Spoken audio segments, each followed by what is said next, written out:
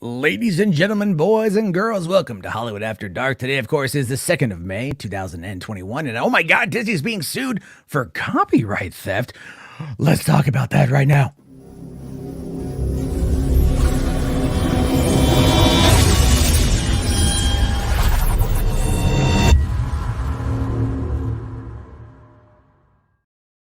Hey everyone, how you guys doing tonight? My name is Matt Jarbo. This is $3 Theater, and it's been a bit of a interesting day, especially if you happen to be Disney, who is gearing up for the release, I think in like a month now, for Avengers Campus at Disney California Adventure.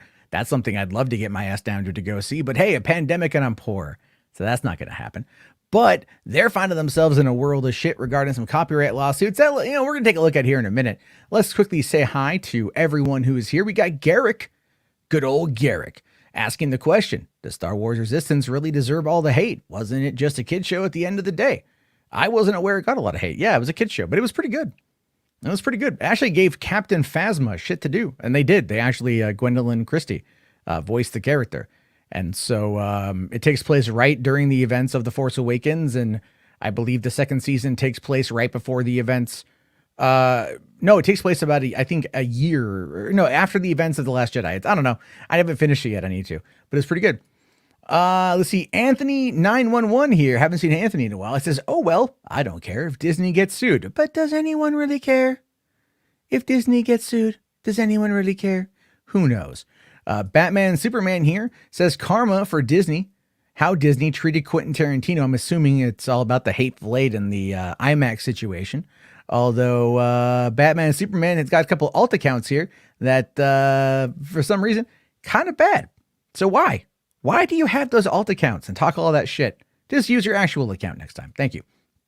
We have AJ here saying that the lawsuit won't go anywhere. The character doesn't even look like it. The only thing they have going for them is the landing pose. Well, it's superhero landing pose, I believe, is non-trademarkable, but we are gonna chit chat about that. Oh my God, right off the bat, $5.49. I'm assuming that's euros, or that could be, I don't know how the other currency works, but thank you very much.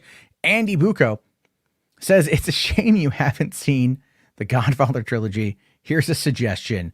Do it. All right, fine. Listen, you're making me an offer I can't refuse. You're literally giving me money to watch Cowboy. Yes, I need to pull up I own the Blu-ray trilogy. I bought it a long time ago.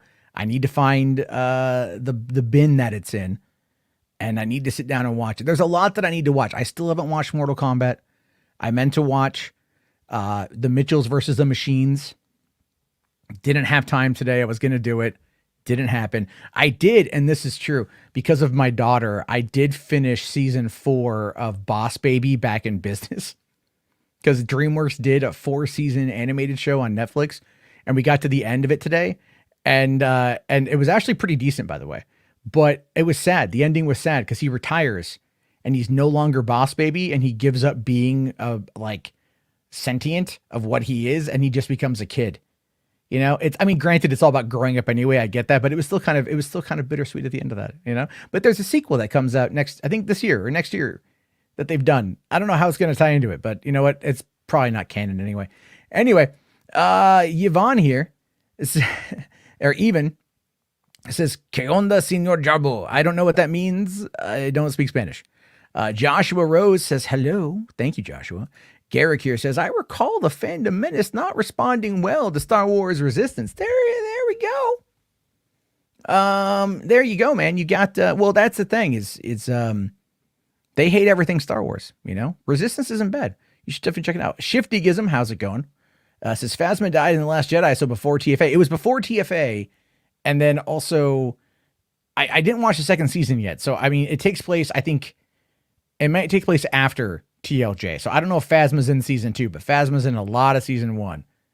So only not a lot, but she's in it a fair amount. But yeah, that was before TFA, because it ends with Starkiller Base getting blown up. So there's that one. Jess Mars here says, give a scratch on that giant call Disney. I don't think it's going to happen though. I don't know. We'll find out.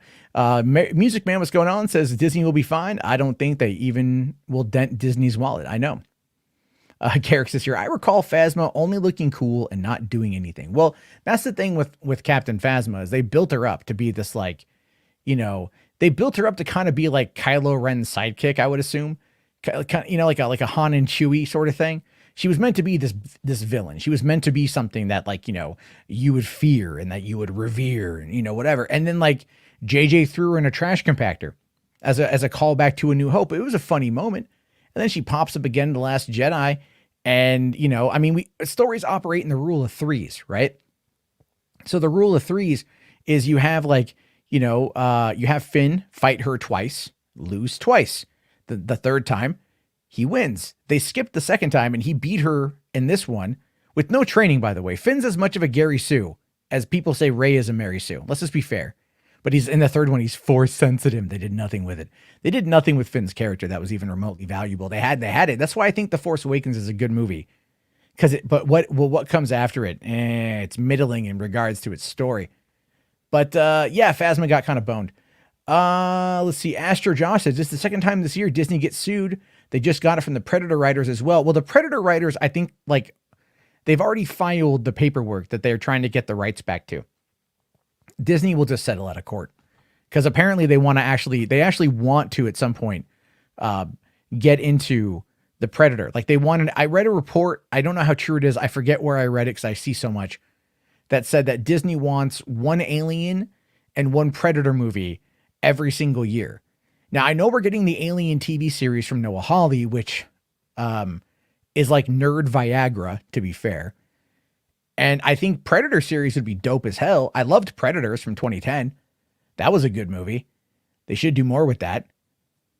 We'll have to wait and see what happens. I don't know, but at least Alien's going to stick around. All right, let's see. In Mortal Kombat, heads up Cole is the weakest part. I've heard that. Bradley here, how's it going? Asks the question, how you feeling? I'm feeling a little bit better. Today was a bit tough because I bumped my ribs pretty hard and that hurt. But I'm on, you know, I haven't taken any of the pain meds today because I'm just trying to see how I feel without them because it makes me really groggy and I don't like to be groggy. So I'll wait and see here. All right. Garrick here says, name a critically acclaimed movie you didn't care for. Oh, I have a hot take on this one, folks. Juno. I hated Juno. I did. I really hate that movie. I don't like Diablo Cody as a writer, even though I did enjoy like Jennifer's Body. But the Juno was like such a lame movie. It was like imagine a Tumblr blog wrote a movie, and like that's basically, you know, what that movie was. Like LOL, hamburger phone. You know, it was the stupidest crap, man. I hate, like, it was directed well because Jason Reitman's a good director, but Diablo Cody, like, that was her big breakout, right? I think she won an Oscar for Juno. I'm still trying to figure out like how. But in that movie, it was just terrible. Like the characterizations were terrible, the jokes were terrible.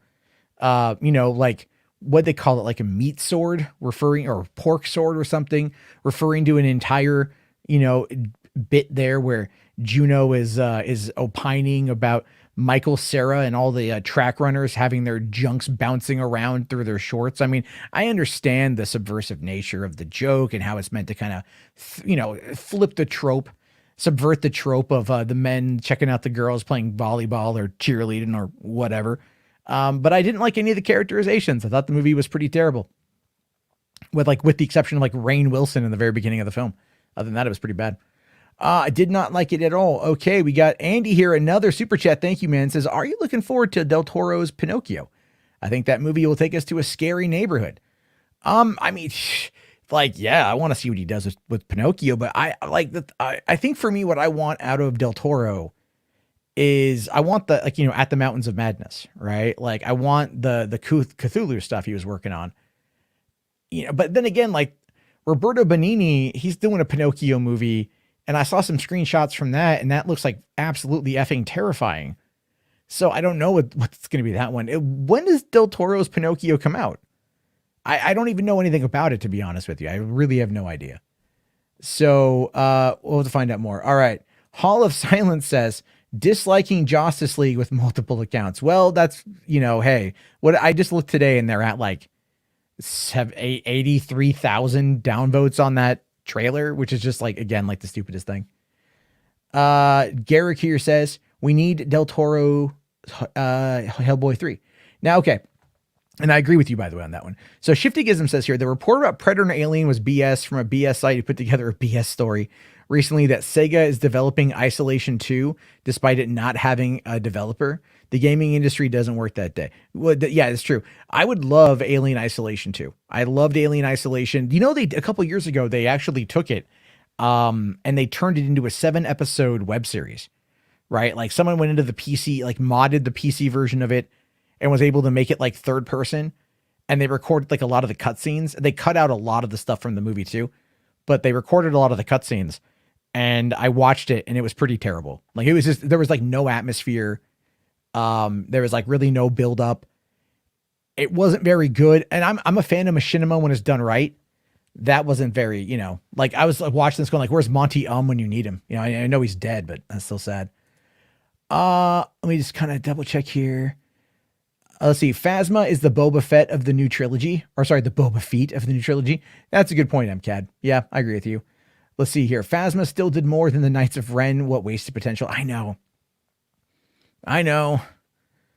Man, they just like... There was an article I saw today. And I do want to get to the copyright thing. But I saw something, I got to remember what it was called. It more or less said that that Star Wars is trying to use, like the Mandalorian is trying to explain like the sequel trilogy and like it's a bad thing, right? Like that's what I was hearing. And I don't quite know, you know, the truth of the matter is that's kind of accurate, right? There are elements of the Mandalorian that are kind of explaining bits about the sequel trilogy, about the First Order, about Snoke, about all those things, and leading into this series about, you know, battling Thrawn, which is clearly what they're going to be doing with these other shows. It's one of those, you know, you can start to see that they're going to start building out the sequel trilogy, or they're going to start building up to the sequel trilogy because they've got 25 years to fill in the gaps. And so I'm really wondering if they're looking at the blowback to Rise of Skywalker and the blowback to The Last Jedi, and they're going like, is there a way that we can actually create the threads to explain those movies? And then it's like, yeah, if you listen to The Rise of Skywalker, when we first see Billy D, we first get Lando back and he's talking about the blade. He's like, you know, Luke Skywalker now went looking for that blade. I can't do his voice. But he talks about how they went looking for that blade after the fall of the Empire. And it's like, oh, well, there's a line of dialogue indicating a story. That's an old story right around the same time of The Mandalorian. That's a same thing. And then we get Luke in season 2. And then there's talks about a Lando series. And it's like, okay, you can kind of see what they're doing. You can kind of see how it's all coming together. To me, that's a little bit on the fascinating side. So I'm hoping that they do actually retcon a lot of stuff, or they explain a lot of stuff. If they explain a lot, it's going to be okay. Let's see here. Robert Zemeckis is also doing a Pinocchio movie for Disney. Dude, Zemeckis is like 90 years old. Oh no, Richard Donner's 90. How old is Zemeckis? Zemeckis age. Let me look that up here. Zemeckis' age. He's 68. Yeah, he's got a lot of years left. I love Richard Zemeckis. So it's Robert Zemeckis. So yeah, I love the guy. I can't even think of his name. All right. Garrick here says there's also an Aliens Colonial Marines and that Alien v Predator game from 2010. We don't talk about Alien Colonial Marines. That game was absolutely screwed by a coding error. That angered me to no end. I had fun. I played it on co-op on the hardest difficulty, 4-player co-op. And we went through the whole game in like 4 hours. And I feel I got my experience out of it. That was it. I'd rented it. I didn't buy it. I was so disappointed in that game. So disappointed. Let's see. IGN did the Isolation series. The site that's years before gave that game a 4.5. Yeah, I know. Alien Isolation was great. It was pretty good. All right. Ryan Jacobo here says that Del Toro's Pinocchio takes place supposedly in 1940s Mussolini's Italy. Now that's going to be fascinating. See what happens with that. Let's see here. We got, Shiftygism says the Snoke thing is in question due to Rebels and what happens to the second season finale of Mando. Ezra split the timeline. Ripples seem to be in place, but not a remake. A remake would be silly. No, they're not going to split the timeline. They're not going to split the timeline. They're just not. It's just, because if he split with what he did in regards with Ahsoka was they don't encounter each other again. Right. So her escaping, I don't know how much of an impact it had on I got to go back and watch it again. Anyway, let's see here. V's with Ease says, guy said Snyderverse ain't coming back, then started being a Disney shill. Hi, I don't know you, but I think you're dumb. I'm just going to say it. I've been a fan of Star Wars like my entire life. Clearly you must be new here. And the Snyderverse probably ain't coming back because Warner's clearly doesn't want it. So maybe we'll get lucky with the Deathstroke thing. That'd be pretty cool. Maybe we'll get lucky with Batman. That'd be pretty cool. But when Zack himself says they don't want me and they say we don't want him, it's not hard to put 2 and 2 together.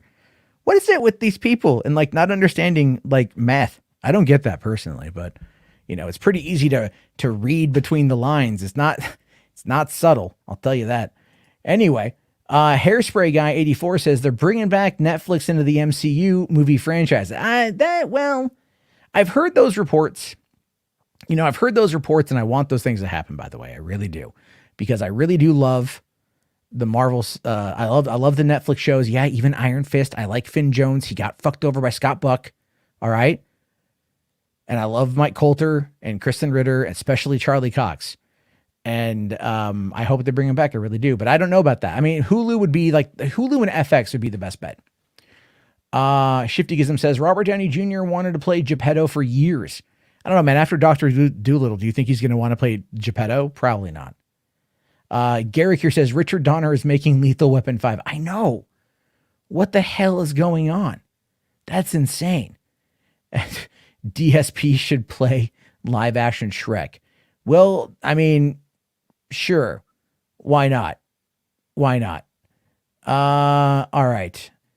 Let's see. They did though. I've studied this like I was preparing for the prepping for the SATs. Time will tell. Are you talking about the splitting of the timelines? I don't think they're going to go alternate timelines. I don't see it being conclusive.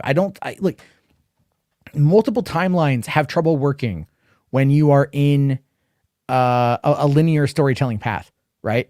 So I understand like they could play with the timeline going back and altering the future, because I don't remember if there was any changes after he saved Ahsoka. I don't recall. It's been a while. My memory's a bit fuzzy.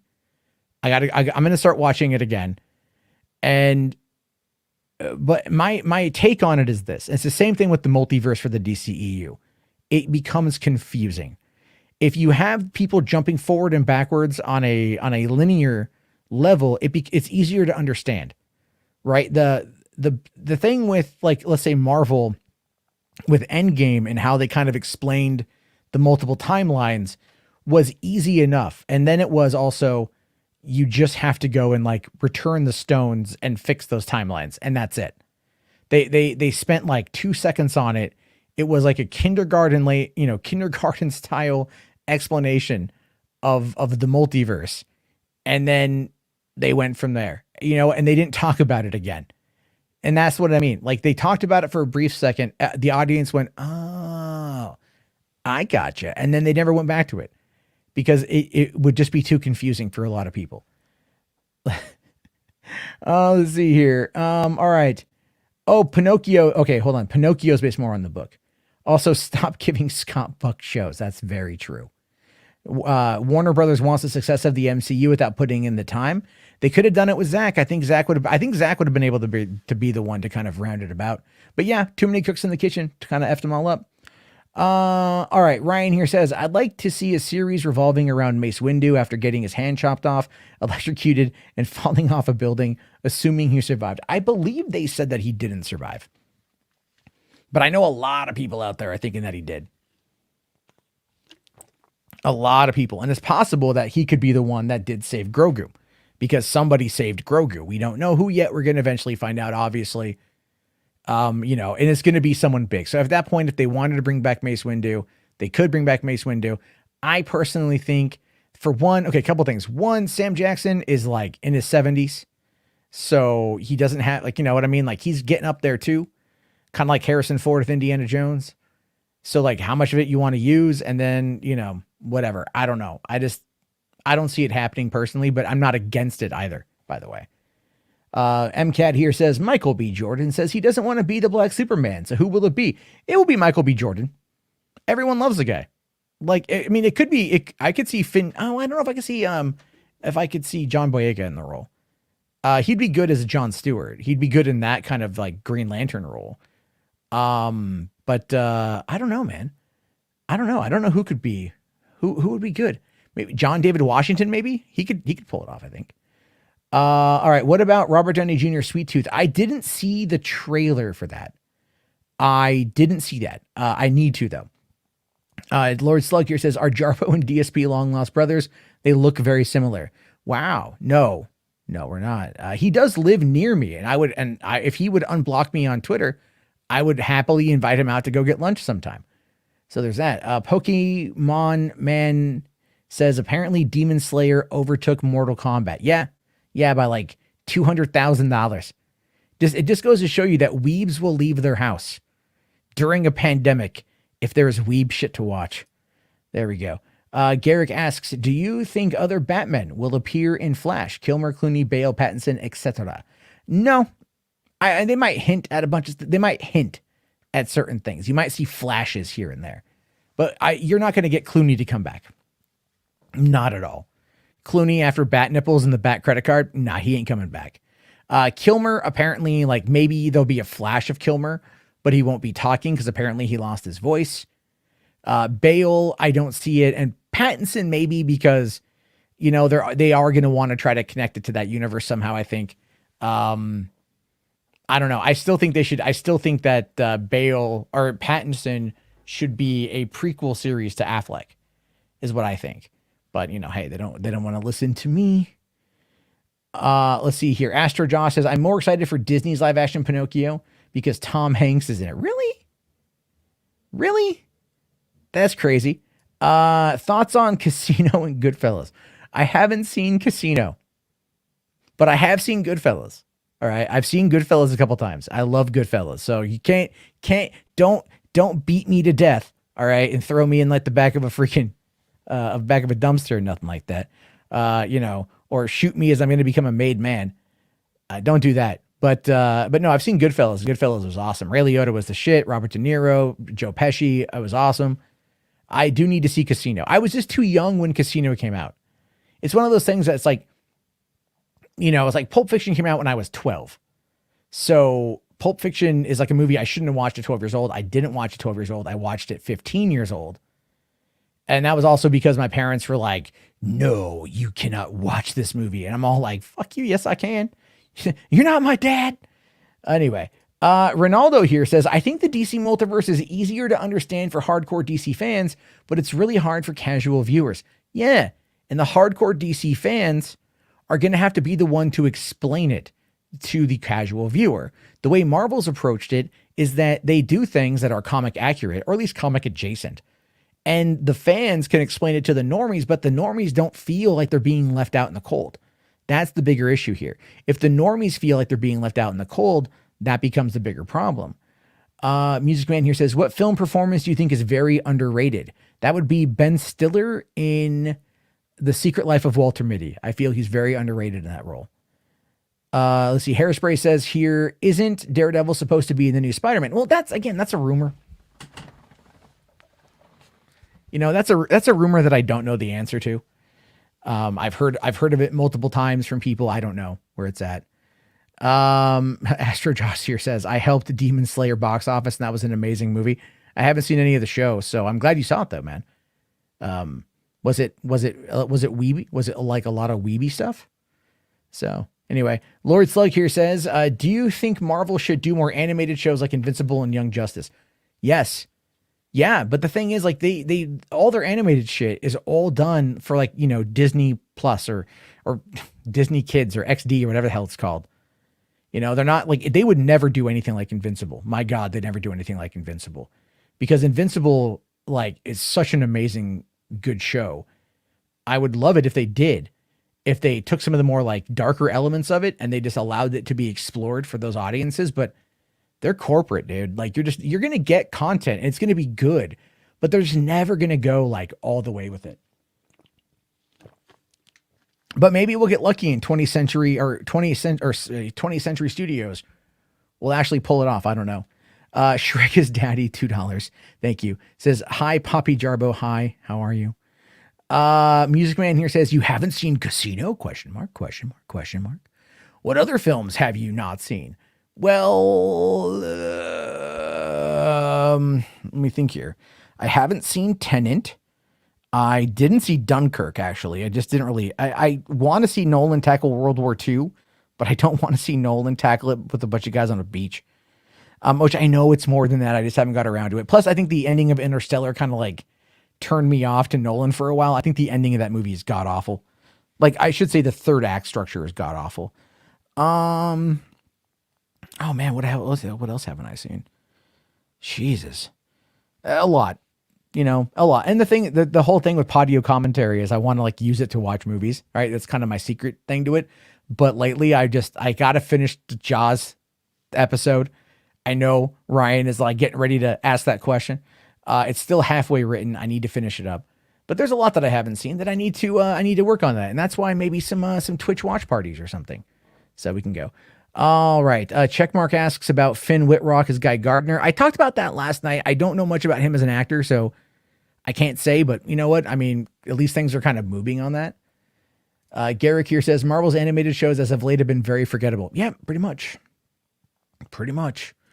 Now like the R-rated Batman animated movies would be cool to see more of. Like the Dark Knight Returns part 1, part 2 is like amazing. It's like pinnacle comic book, animation stuff. And then also Apocalypse War was brutal and I really enjoyed it. Pokemon here asks, do you think that Spider-Man movie coming out this year will make $1 billion at the box office? That's going to be tough, man, because, I think a lot of people are going to want to go see it. Obviously it's Spider-Man. The last one crossed $1 billion. I don't know. I just don't know how things are going to go. I mean, by then most everyone should be vaccinated. We should be in a situation where people who could still contract COVID are not spreading it and they're surviving it. I know LA's seeing like cases, but no deaths. So that's really good. And I don't know. I don't know if we're going to see $1 billion movie until like the next Avengers film. I just don't know. You've got to give us a good reason. I don't even think Black Widow is going to cross the $1 billion mark. So there's that. Let's see. Astro here says Dunkirk is overrated. 1917 is much better. Yeah, I haven't seen 1917 either. Are Toby and Andrew in the next Spider-Man movie? I don't know. I really don't know. I've heard yes, but I don't know. It could be whatever. Invincible or The Boys. At this point, I'd probably go with Invincible. I love The Boys, but Invincible was just so good. Toronto Freddy, $2 Canadian super chat. Thank you, sir. What about the Andy Mangels interview? I don't know who that is. Let me see here. Andy Mangels, American author. What has he done? I don't know who did he get interviewed by? Like, I don't understand. The last time, I mean,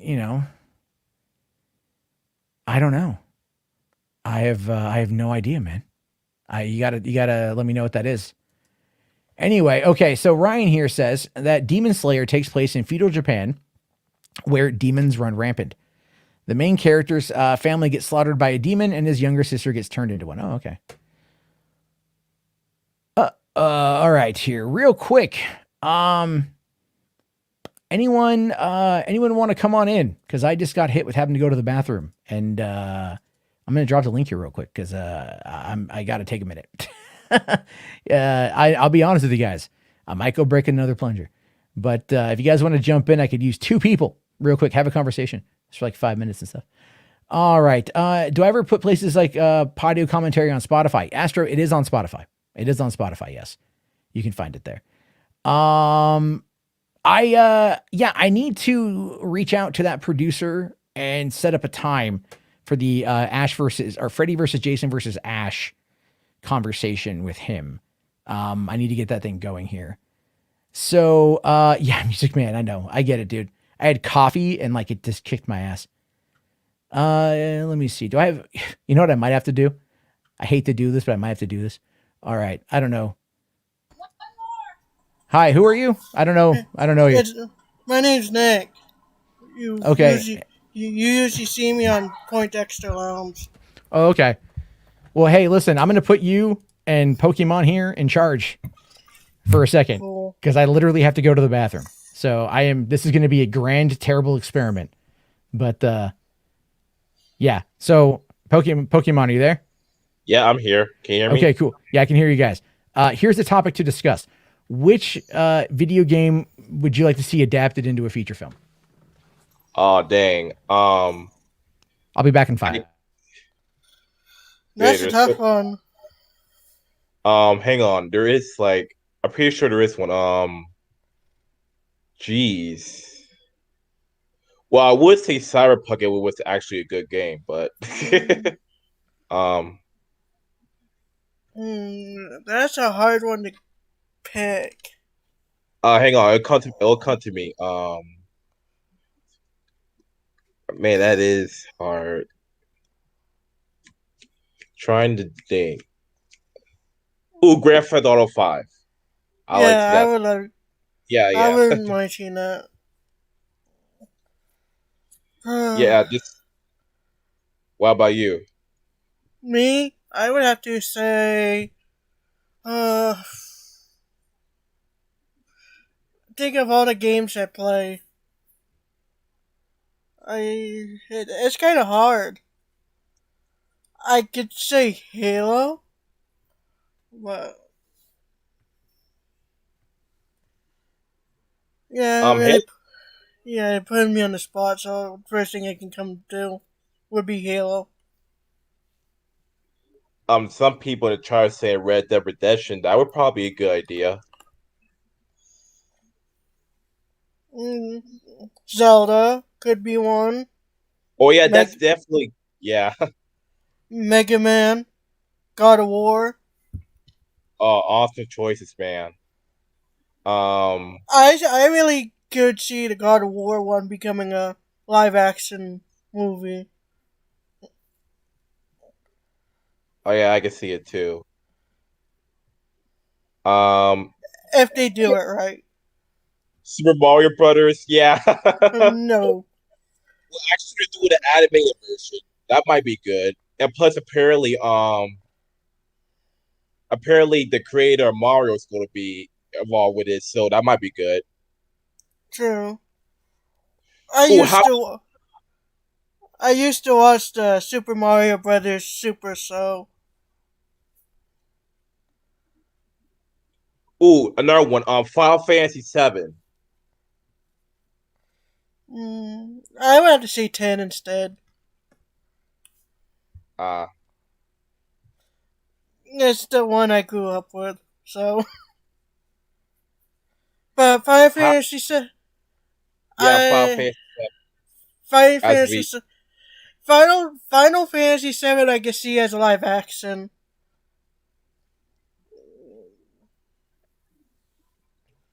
Man, this is hard. Don't know. First time taking control of a stream. How about there's something else too. There's this one game. Oh, how about wait? I think they're already doing this, but Uncharted. Are they already doing that? Yeah, they are.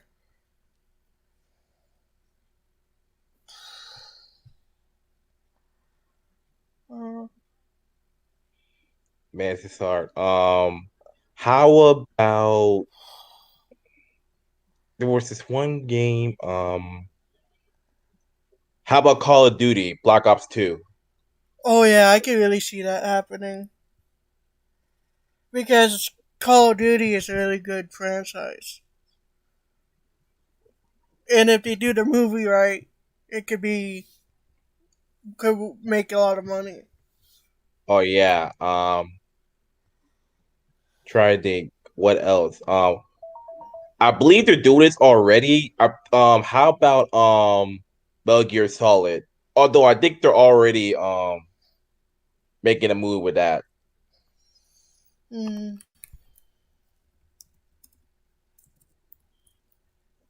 Yeah, hold on.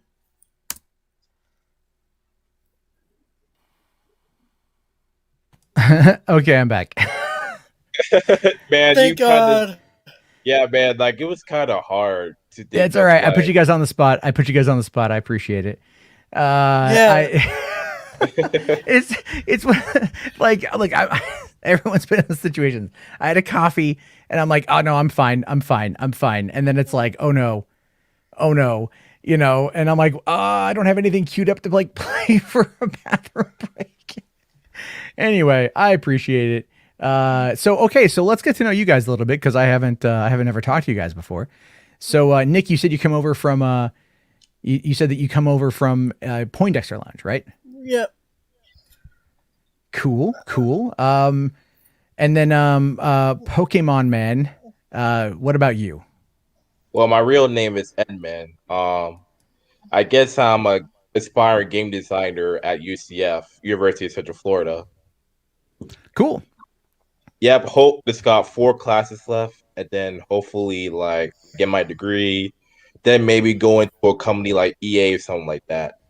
You know, well not EA, but just a major gaming company. Well, okay, so I mean, I know this is kind of a movie thing, but the gaming side of things, like I've been to E3 a bunch, right, over the years, and because I used to live in San Diego, so I would always kind of figure out a way to get in. And from my understanding, it's like those companies, man, they kind of just like burn you out, Yeah, they do. So That's why. That's why I haven't really been playing the games lately. I just feel burnt out playing them. You know well, I what? mean, oh, I'm sorry, go ahead. No, I'm sorry, man. You were speaking first. I'll let you complete your thought. Oh, I was just gonna say, like, like those AAA developers, they kind of just treat you like chattel, you know, and but like you could probably find some like more indie stuff, but that's a weird community to get into as well. Hmm. You know, it's funny you mentioned the AAA industry. Like, I feel like lately, a lot of the games just hasn't been as good. Like, I feel like there hasn't been that much emphasis on gameplay as much. Like, The Last of Us 2, that's a controversial game, and like, It was quick only opinion. controversial because it got leaked out. That was it. Otherwise, like I played it and I was fine with it. I mean, I. it's not a bad game, but like even then, like you heard what Sony's doing, right? Apparently, they're focusing on more blockbuster type games. Like Uncharted and. Well, I mean, Uncharted makes sense because they have a movie coming out next year. Mm. But I mean, yeah, no, I get that. I get that with Sony and the blockbuster because like you have to also look at it from how Microsoft is approaching this console generation because Microsoft is poised at this point to like really come out on top once they start getting more consoles out there, right? Like even tonight, like I was trying to like I'm trying to get I'm trying to get the Xbox Series X and like I'm just kind of waiting for the time when it's going to be available. But they've got the Game Pass, and Microsoft is investing all this money in these companies so they can have the exclusivity. Sony does have really good first party titles, and that's what they're going to want to focus on. I hope they would focus on like more original content, but like I mean, we're getting another God of War. That's going to be fun, but Yeah, it's like, that oh, it's another is. God of War. Okay, let me say It's. this. Like, oh, I'm sorry, man. You want to go? Yeah. I'm excited for the new God of War, but I'm also worried of how they do it. Why? Because the last one was good, but kind of really. We never got the story of how Kratos entered their world that well. They'll probably Uh, explain it in yeah, the. I mean, like at the same time, it's just kind of like, um, I don't know, like it's we don't. I mean, I guess we don't need everything explained. Sometimes it can just kind of be taken with it in the moment. And maybe they will explain it. This one is what is it? This one's like Ragnarok, isn't it? Yeah, Yes. Yeah. So it's like it's Viking shit. So that's cool. I can see how he got into their world because he traveled and entered their realm. Yeah. I mean, I'm pretty sure like the Bifrost is gonna, maybe there's a backdoor in there somewhere he can Yeah. he can use. I'm not too sure. I mean, like the way I kind of view it is it's gonna be cool to see what they do with it with the technology. I do want both systems, but I'm also thinking I might just wait on the PS5 until they release a slimmer model because I really honestly do not like the design of that system. I think it looks completely terrible. I always hated the new PlayStations. But like the track was it like the PS4 is fine. The PS3 was fine. Well, like not the 80 gig model when it came out, not the George Foreman grill. But I like the PS3. It was when the PS4 came out, they lost me. well, You the know, PS like yeah, the PS3 was not as good as the Xbox, but the PS4 is better than the Xbox One.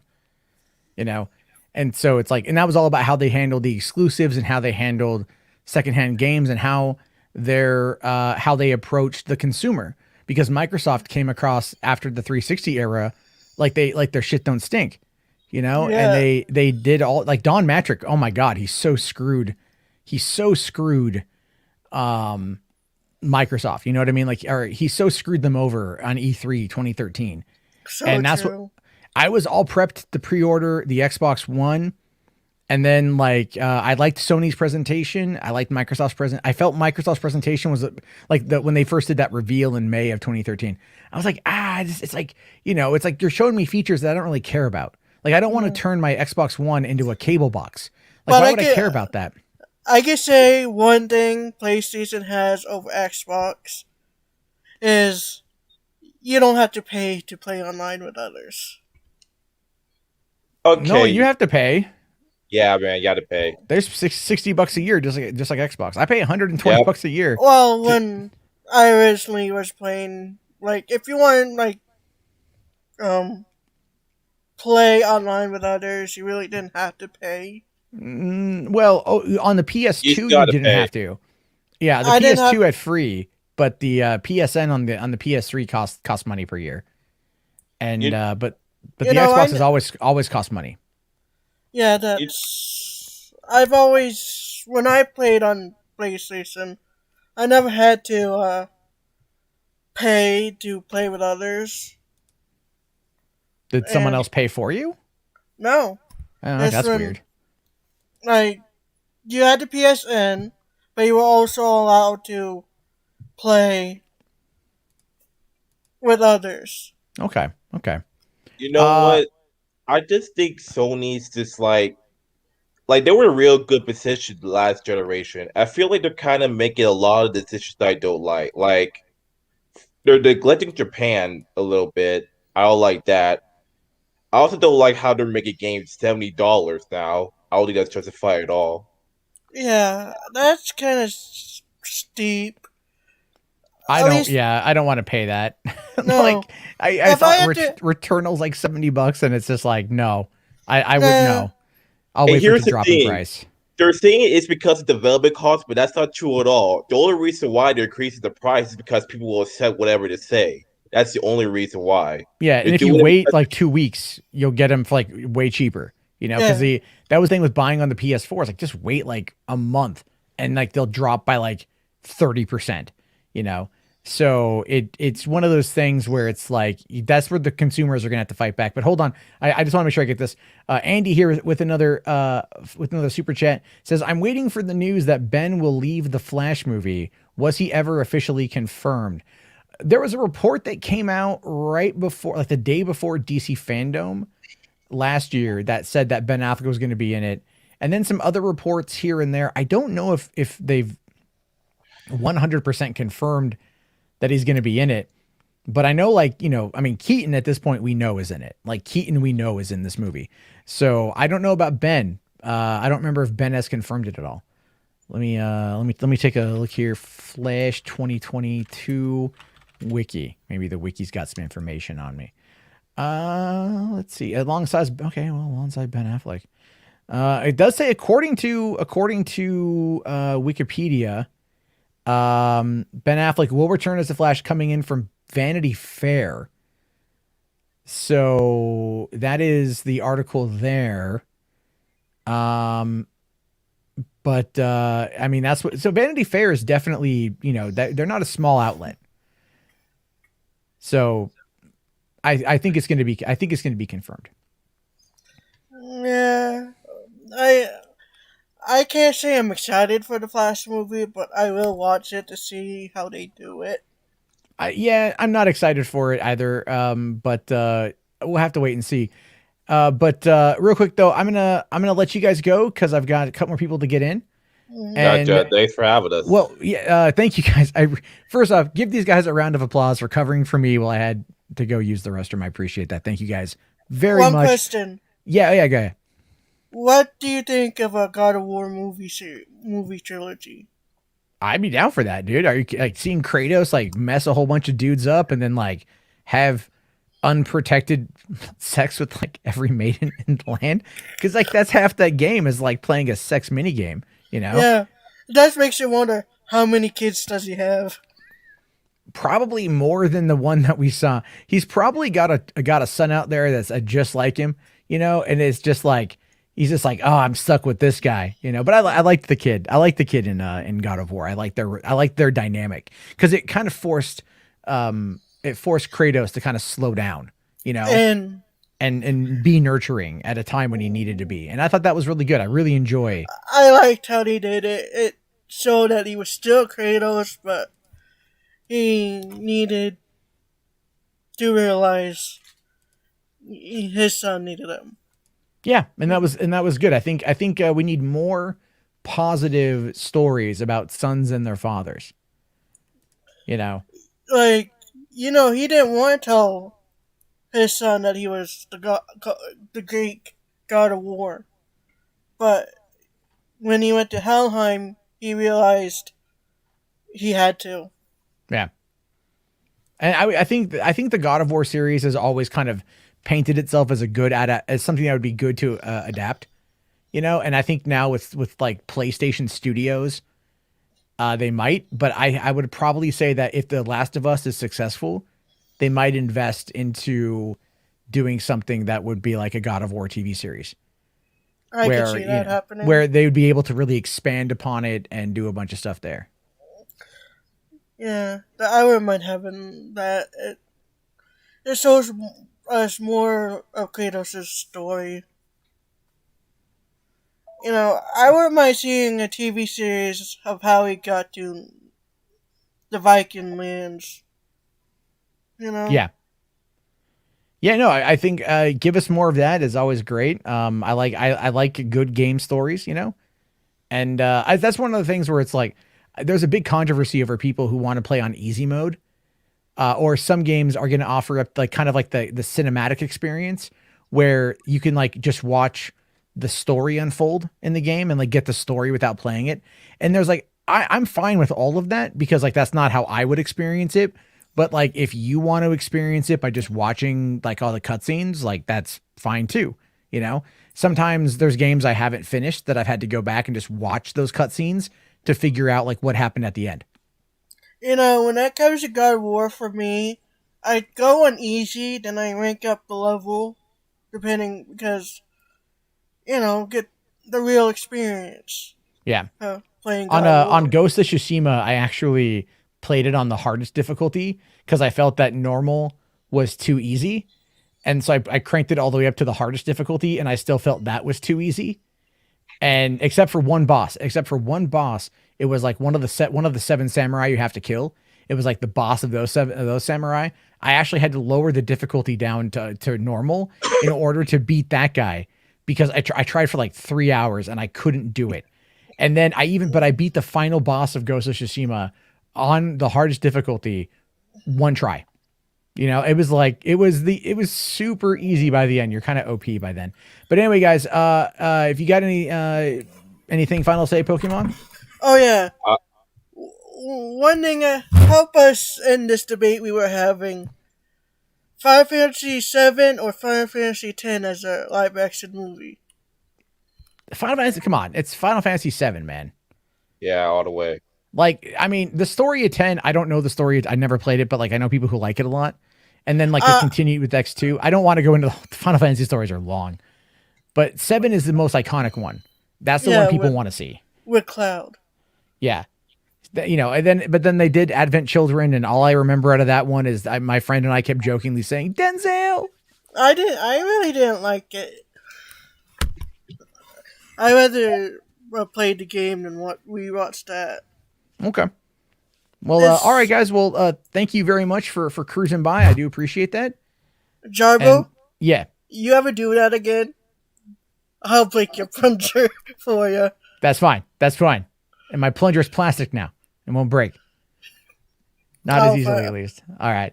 I'll find a way. I'm sure. I appreciate. Thanks a lot, guys. Have yourself a good one. Thanks for coming on in. Have a good one. All right. Thank you very much to Nick and Pokemon Man. I know he said his name. It kind of cut out for me. I apologize for helping me out in that moment in time. We got Ryan here. Has been waiting to get in. How you doing, Ryan? Good. What's up? Not too much. This whole live stream literally went off the fucking rails. So like video games. I was like, I'm gonna like, you know, cover this whole like lawsuit thing or whatever, and then we haven't even touched upon it yet, and it's been almost an hour. Oh, the lawsuit about the Iron Man design? Yeah, I just thought it'd be pretty funny. It's all like, you know, here, I'll drop the link again if anyone wants to come on in.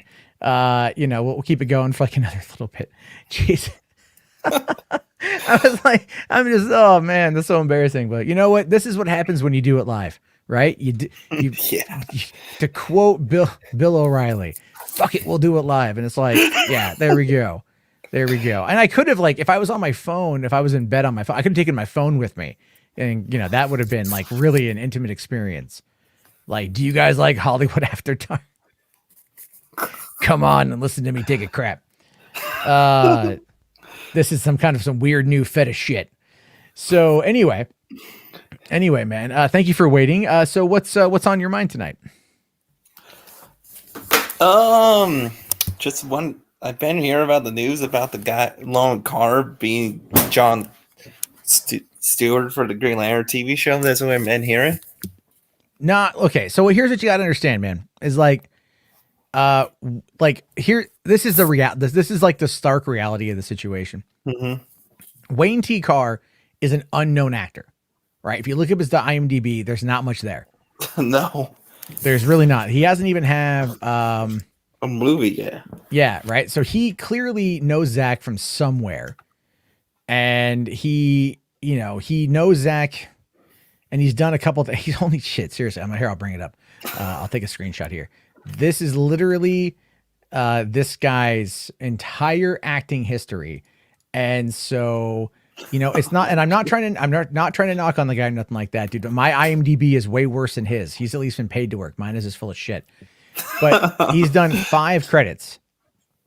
He was in, the last thing he was in was The Tragedy of Macbeth, whatever that might be. He was in 1 episode of Stuck in the Middle 3 years ago. He did 1 episode of SWAT 3 years ago. And then he was in Who's Afraid of the Big Black Wolf as a short film. So not any kind of industry shit. And then he was in this Stupid Cupid. He did a TV series from like, I guess, negative 2018, whatever the hell that means. What is Stupid Cupid?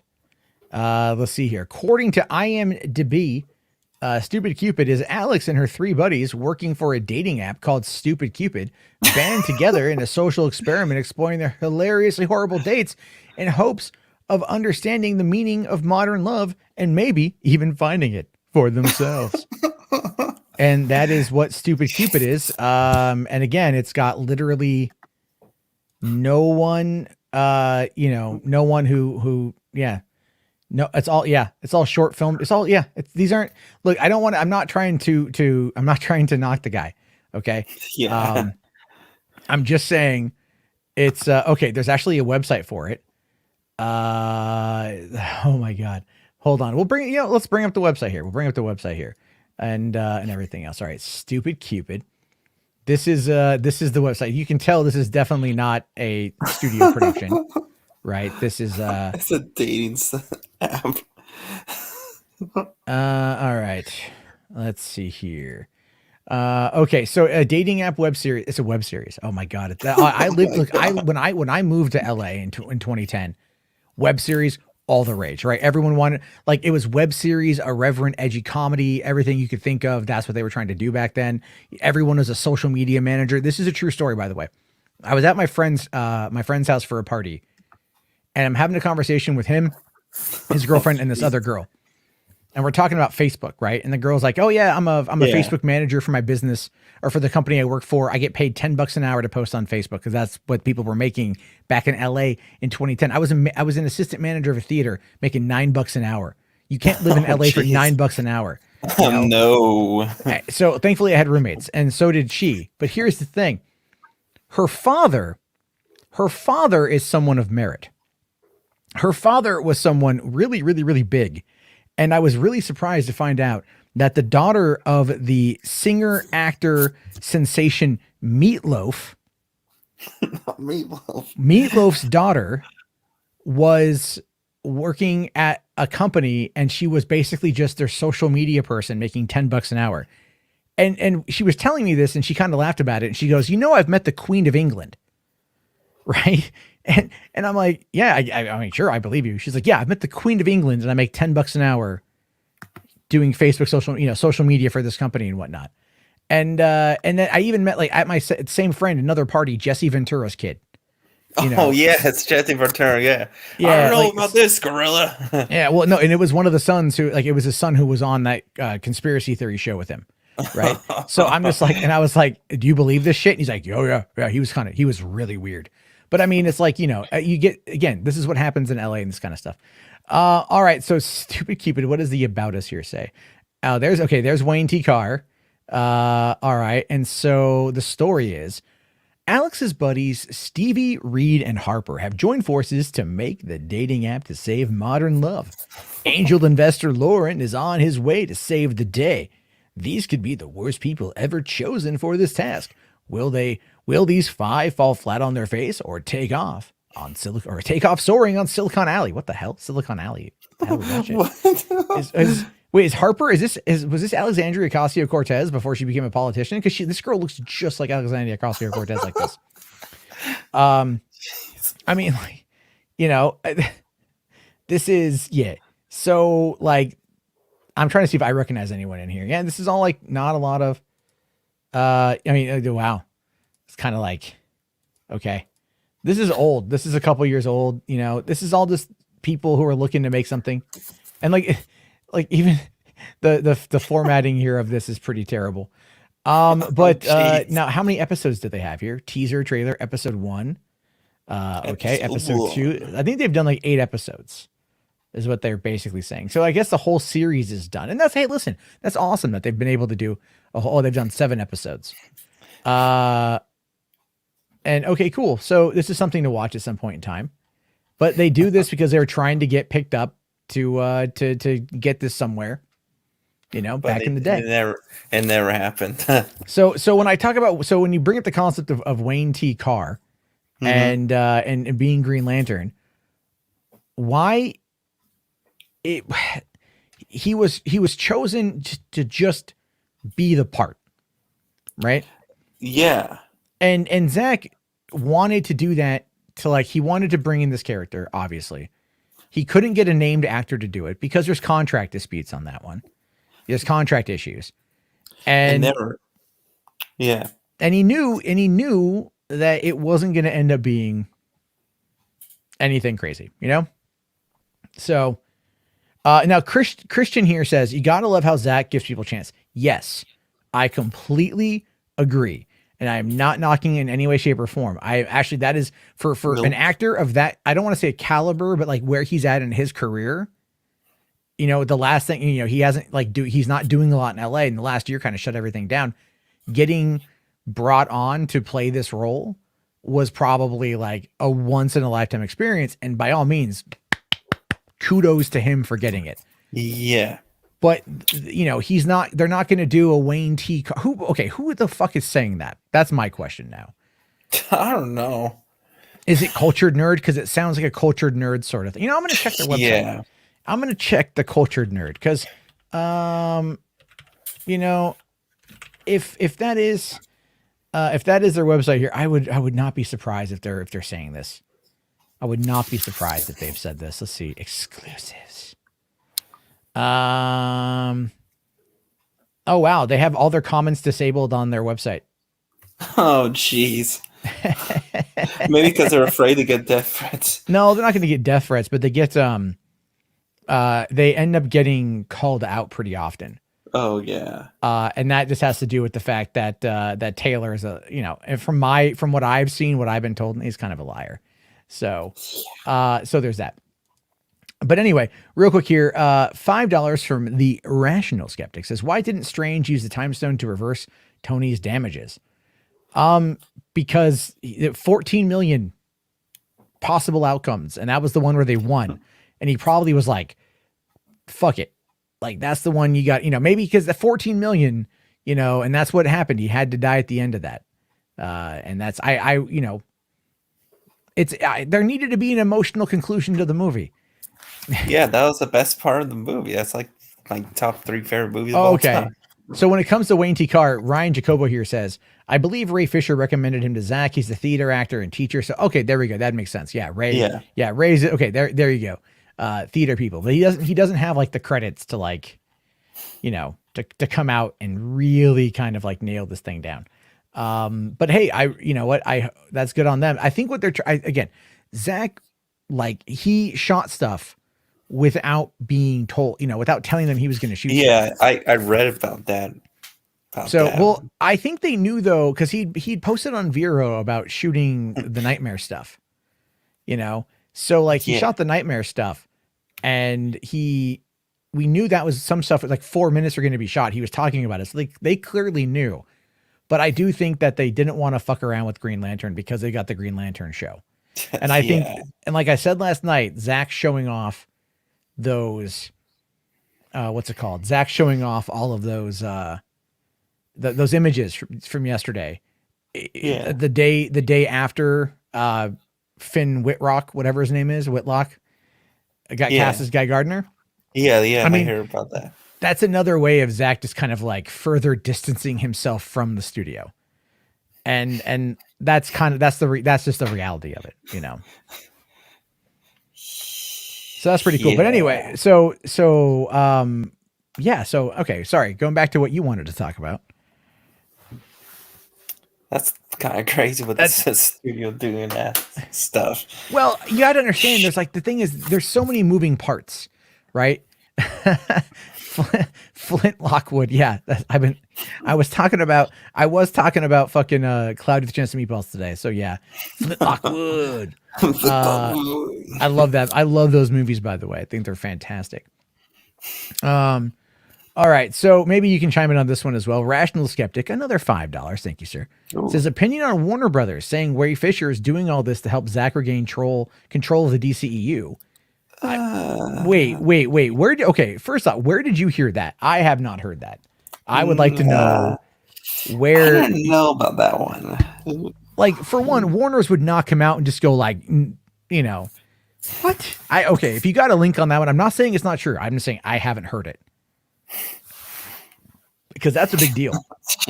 That's a real big deal. If they're like, oh yeah, Ray is out here playing the race card and all this shit in order to have Zack go over the DCEU. He's coming for Hamada's head. He's gonna they don't have any power on the situation though. That's the thing I don't get. They did? Where did they say this? Christian says this here. Is that in the Sarnoff interview? Did I just forget it? Like, if you got, send me, if anyone can, Ryan, I know you're in the back right there. Can you find that if they can send it or whatever? Let's see here. Ray Fisher, help Zack Snyder, control DC. I'm just Googling it, see what they say. All right. Let's see here. Okay. You're talking, I think it's a Sarnoff interview. Yeah, that was probably the interview. Okay. I just want to make sure I have the quote correctly, because like I want to make sure that I want to make sure I have it right. Let's see here. Okay, hold on. Control. I know I'm just kind of Okay, let's see here. Warner Media Studio CEO Ann Sarnoff says that the release of Zack Snyder's Justice League will complete the director's superhero trilogy, reinforcing the studio's desire to move past the social media campaign to hand back control of the DC film universe to the filmmaker. I mean, like, okay, that doesn't seem out of place, but did she say that about Ray? Because you gotta let me know here. Okay. It was in the Ray Fisher interview. Well, which Ray Fisher interview? I don't know what that like. I need to know. I need to know which Ray Fisher interview. Because I think that, like, I think that's a bit far of a stretch, if you want my honest opinion. Like, I want to see the interview, but you know, that just doesn't make any sense to me. It's like, we're gonna send this guy in to play a Black Lives Matter card in order to, like, get the studio to freak out and give it all back to Zack. I mean, like, look, that is a ballsy move if it's true. Let's be fair. That's a very ballsy move. It's like, okay, Ray, we're gonna send you in as a distraction. You're gonna, you know, you're play this game. Sound like a movie plot. Okay, so Rational Skeptic here says it's the Hollywood. Okay, now I want to look this up. The Hollywood Reporter Ray Fisher. All right, Ray Fisher opens up about Justice League. Okay. Let's see here. All right. Again. All right. So by late June 2020, Fisher went public with dissatisfaction at what he viewed as Warner's inaction. For their part, Warner sources contend that Fisher was being manipulated by Snyder, who hoped to regain control of the Oh, wow. Shit. They did say that. Wow. Okay. So Warner sources. Okay. So they're kind of, okay. So they're thinking that's what it was, that Fisher was being manipulated by Snyder, who hoped to reclaim control. Like that. Wow. That is a bold proclamation. Oh, dang. But Fisher's response back to that is the assertion that a black man would not have his own agency is just as racist as the conversations Warner leadership was having about the Justice League reshoots. I've been underestimated at every turn during this process, and that is what has led us to this point. Had they taken me as seriously as they should have from the beginning, they would not have made as many foolish mistakes as they did in the process. Snyder denies any role. Yeah, okay. That's some grade A conspiracy shit. I didn't even realize. Yeah, jeez. Like, now Ryan here, though, I think Ryan here makes an interesting point where he says, I think the claim was insinuated, not outright said. Possibly. But either way, it's in the conversation. Like, I kind of agree with the Lord's like here. Warner Brothers is dumb, but not that dumb. That is like, that to me is a bit over the top. Like, that to me is really fucking over the top. Is to sit there and go like, they're like, I mean, maybe internally when they're like discussing, like, wait, why the fuck is this happening? This is like old ass shit. What the hell does he want? And they're like, but wait a minute here. Like, as they take a bump of cocaine off of some hooker's ass, and they're just like, Scarface. fucking, what if Zack is using Ray to come on in and Black Lives Matter Warner Brothers, and then he's going to take over DC Films, man. And, you know, I mean, like, I could see that kind of like weird hair pulling, late night cocaine fueled rage conspiracy theory happening. But that is, I don't know. Like, I mean, like, look, there is ridiculous, and then there's redonkulous. And I mean, the fact that shit's in fucking print, that to me, I've read this article. I must have completely overlooked that part. Oh my God. Holy crap. That is nuts, man. Why would you do that? Like, why would you sit there and like, oh my God. Cosmic here says here, Warner sources. Who are these sources? I don't know. Look, I think, do I want Zack to have control? Yeah, I do. Do I think it's over? I do. And like, here's the thing that further backs up my fucking point. If they're out there believing that Zack is trying to worm his way back into taking over the DCEU, then it's like, of course you're not going to want to work with them. Like, do you really think that a bunch of anonymous chuckle fucks on Twitter that spam a hashtag are going to get them to like actually give it over? I mean, don't get me wrong. There's a lot of people, but it's not going to end up moving a studio.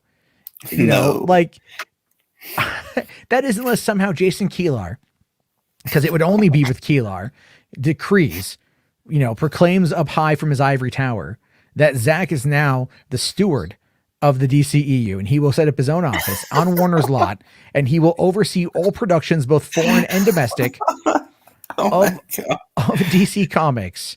Jeff Johns is fired. He's banished from the Warner Brothers land. Oh my God. So is Hamada. They're all gone. It's all Zack. Does that sound realistic to anyone? It doesn't. Oh, no. It doesn't. Oh God. You know, I don't know, man. It's kind of funny. Let's see here. MX Bravo says, don't think for 1 second other studios don't exactly act the same. Yeah, that's true. People actually praising effing Disney while trashing Warner Brothers is hilarious. No, I get it, man. I get it. There are a lot of things like the studio. Like the thing is, this is a business, as we always say. It's not show friends, it's show business. But that's true. It is a business, and in this business, people want to make money, and in this business, people really want to make money, and so they're got to think of what's the most cost-effective way of doing it, and they want to mitigate as much damage as humanly possible.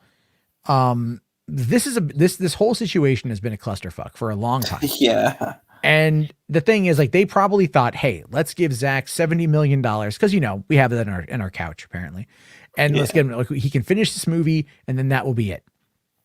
And then they're like, wait, but the fans aren't going away. I'm like, yeah, no shit. And after that, they release a crappy 4-cut of Wayne's cut. Well, the trailer, I still think the trailer thing was like completely overblown. But it's kind of like, imagine, like, for those of you out there who aren't virgins, and honestly, I don't know how many of you are or aren't, but it's like, imagine the first time you have sex. You're nervous. It happens. It's maybe kind of messy, right? You're like, what's like, you're in your head about it. But then you're like, I want to do it again, right? So you got that first bump of the poontang, or you got that, or maybe I don't know, maybe you're gonna get whatever you're into. Hey man, let your freak fly. But it's like you want more of it, right? It's like come on. Music Man here proclaiming, I'm not virgin. Okay. Sounded like Neanderthal. I'm not virgin. Beating his chest as he screams it into his Tinder profile. Sorry, my coffee is kicking in.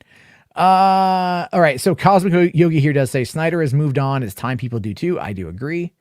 They put out a new little trailer today and a poster today for Army of the Dead. Looked freaking awesome. That looked good. It looked great. So I'm down for that. All right. So Ryan, I got to move on, man, because I got more people who want to get on in. So real quick, final thoughts, final things you want to say. Thank you for inviting me in. Well, you're welcome for laughing at my terrible jokes. Yeah. So thank you very much, dude. Feel free to call in anytime. I oftentimes drop the link and let anyone come on in. So it's always good for a conversation. Okay. All right. Thank you very much, dude. Have yourself a great one, and I'll see you. All right. Let's see. Shiftyism responding to Music Man says, he not virgin. Ho, ho, ho, ho, ho. Doing the Tim Allen grunt. All right. Ryan Hartwell, you've been back there a while, buddy. How you been? I'm doing fine, Matt. I just got vaccinated yesterday, and my arm is still pretty sore. I feel like there should be a rim shot after you say it like that, right? Because you set it up like, I got vaccinated yesterday, and boy, is my arm sore. I did that once when I was like 8 years old. Remember Little Rascals? Yes. Little Rascals, right? So down at Incredible Universe, which ultimately became Fry's, the electronics store, they were doing this. They were doing a talent show to win free tickets to go see Little Rascals at like some sneak premiere and shit. And so, hold on, what year did that come out? The Little Rascals, 90s, 94. So 94. 94. So okay. I was 12. I wasn't 8. I was 12. And I go down there with my mom, and I was like, what can I do as a talent? I can't sing. I can't act. Maybe I can tell a joke or two. But the thing is, though, I'm also really lazy. And so I didn't like pre-prep things ahead of time. I thought I could just wing comedy at the top of my head. Nope, not a good thing. I get up there first thing, because I was in, this was in Wilsonville, Oregon, and I lived in Tigard, Oregon, which was like 15 miles up the road. And so the first thing I get up there, and I'm all like, hi, everyone, my name is Matt Jarbo, and I just flew in from Tigard, and boy, are my arms tired.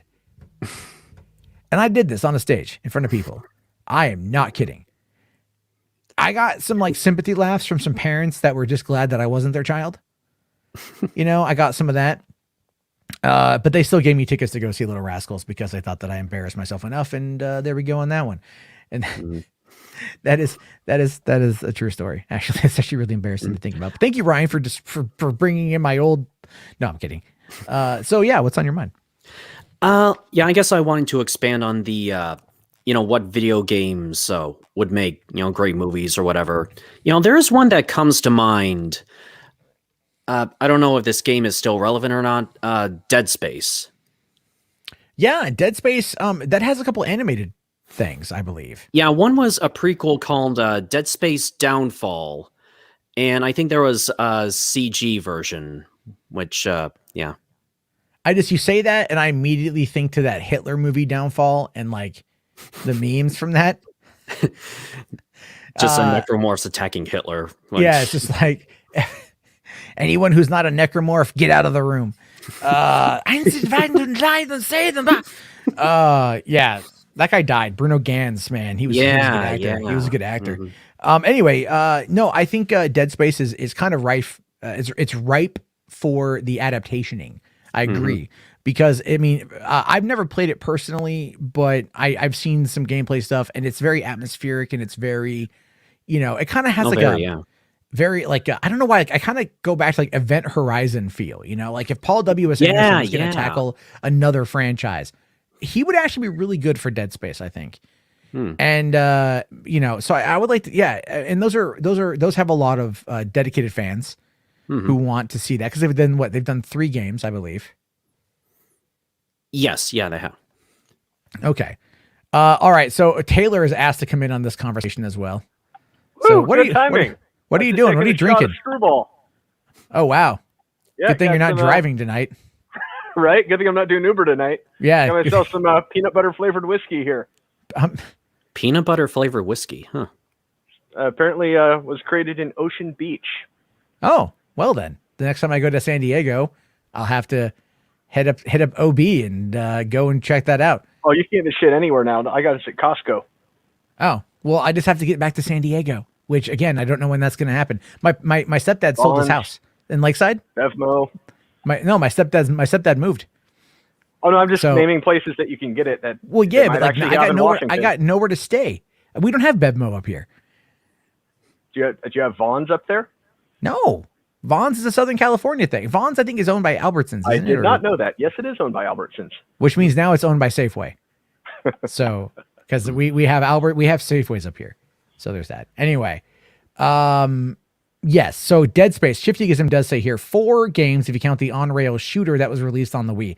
I did play the demo for that. I do remember playing that one. So, okay. So video games, Mr. Fahrenheit here does say Twisted Metal. That would be interesting, but like, how would you turn that into a story?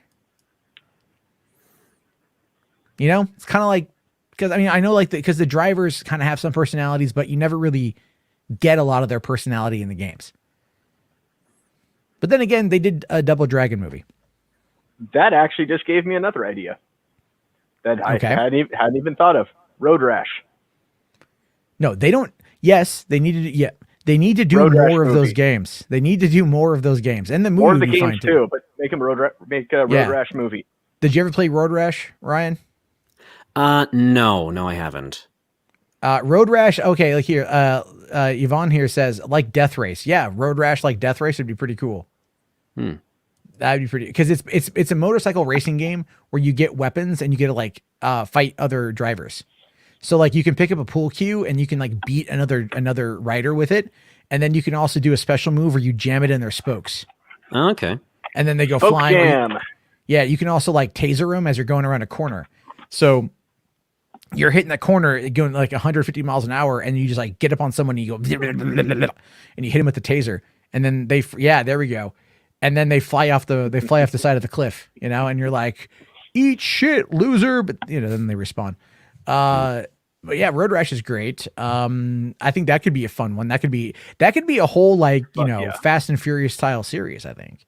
Make it some like illegal, competitive, gangster race kind of gang race kind of thing. Well, there was a movie called, I think it was called No Guns. Biker Boys or something with Ice Cube. Ice Cube motor. Yeah, Torque. Sorry, it's called Torque.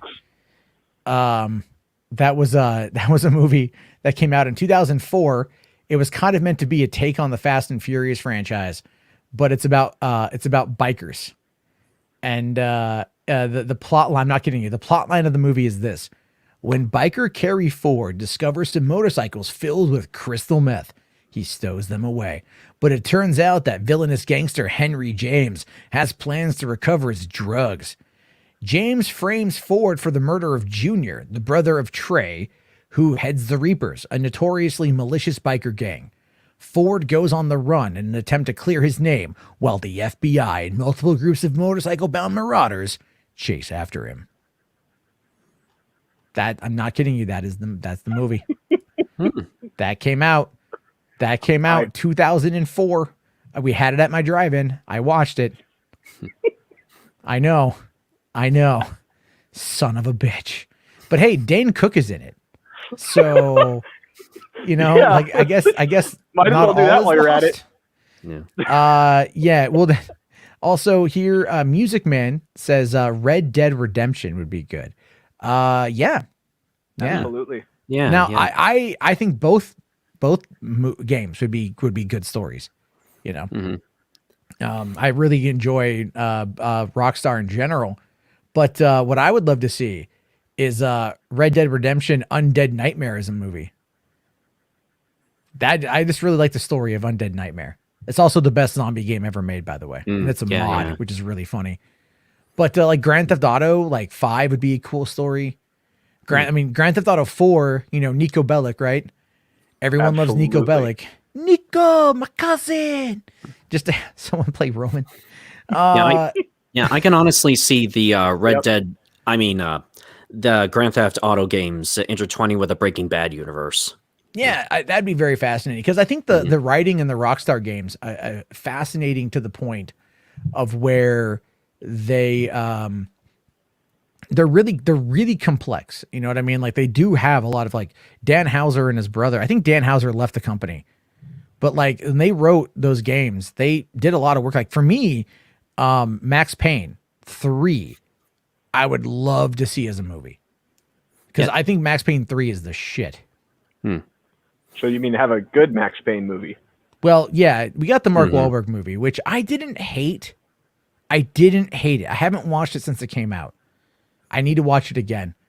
I didn't hate it when it came out, but still, Mila Kunis as Mona Sachs made no sense to me because like Mona Sachs was hardcore assassin, and gritty as shit, and Mila Kunis is just like, "Hi, I'm on that '70s show." When did Max Payne come out? When did Max Payne? 2008. Make sure you cast Meg Griffin in a Max Payne movie. Yeah, shut up, Meg. It's just like the fact that Mila Kunis was a deadly Russian mobster, Mona Sachs. She wasn't even a mobster. She was like a hitman in the game.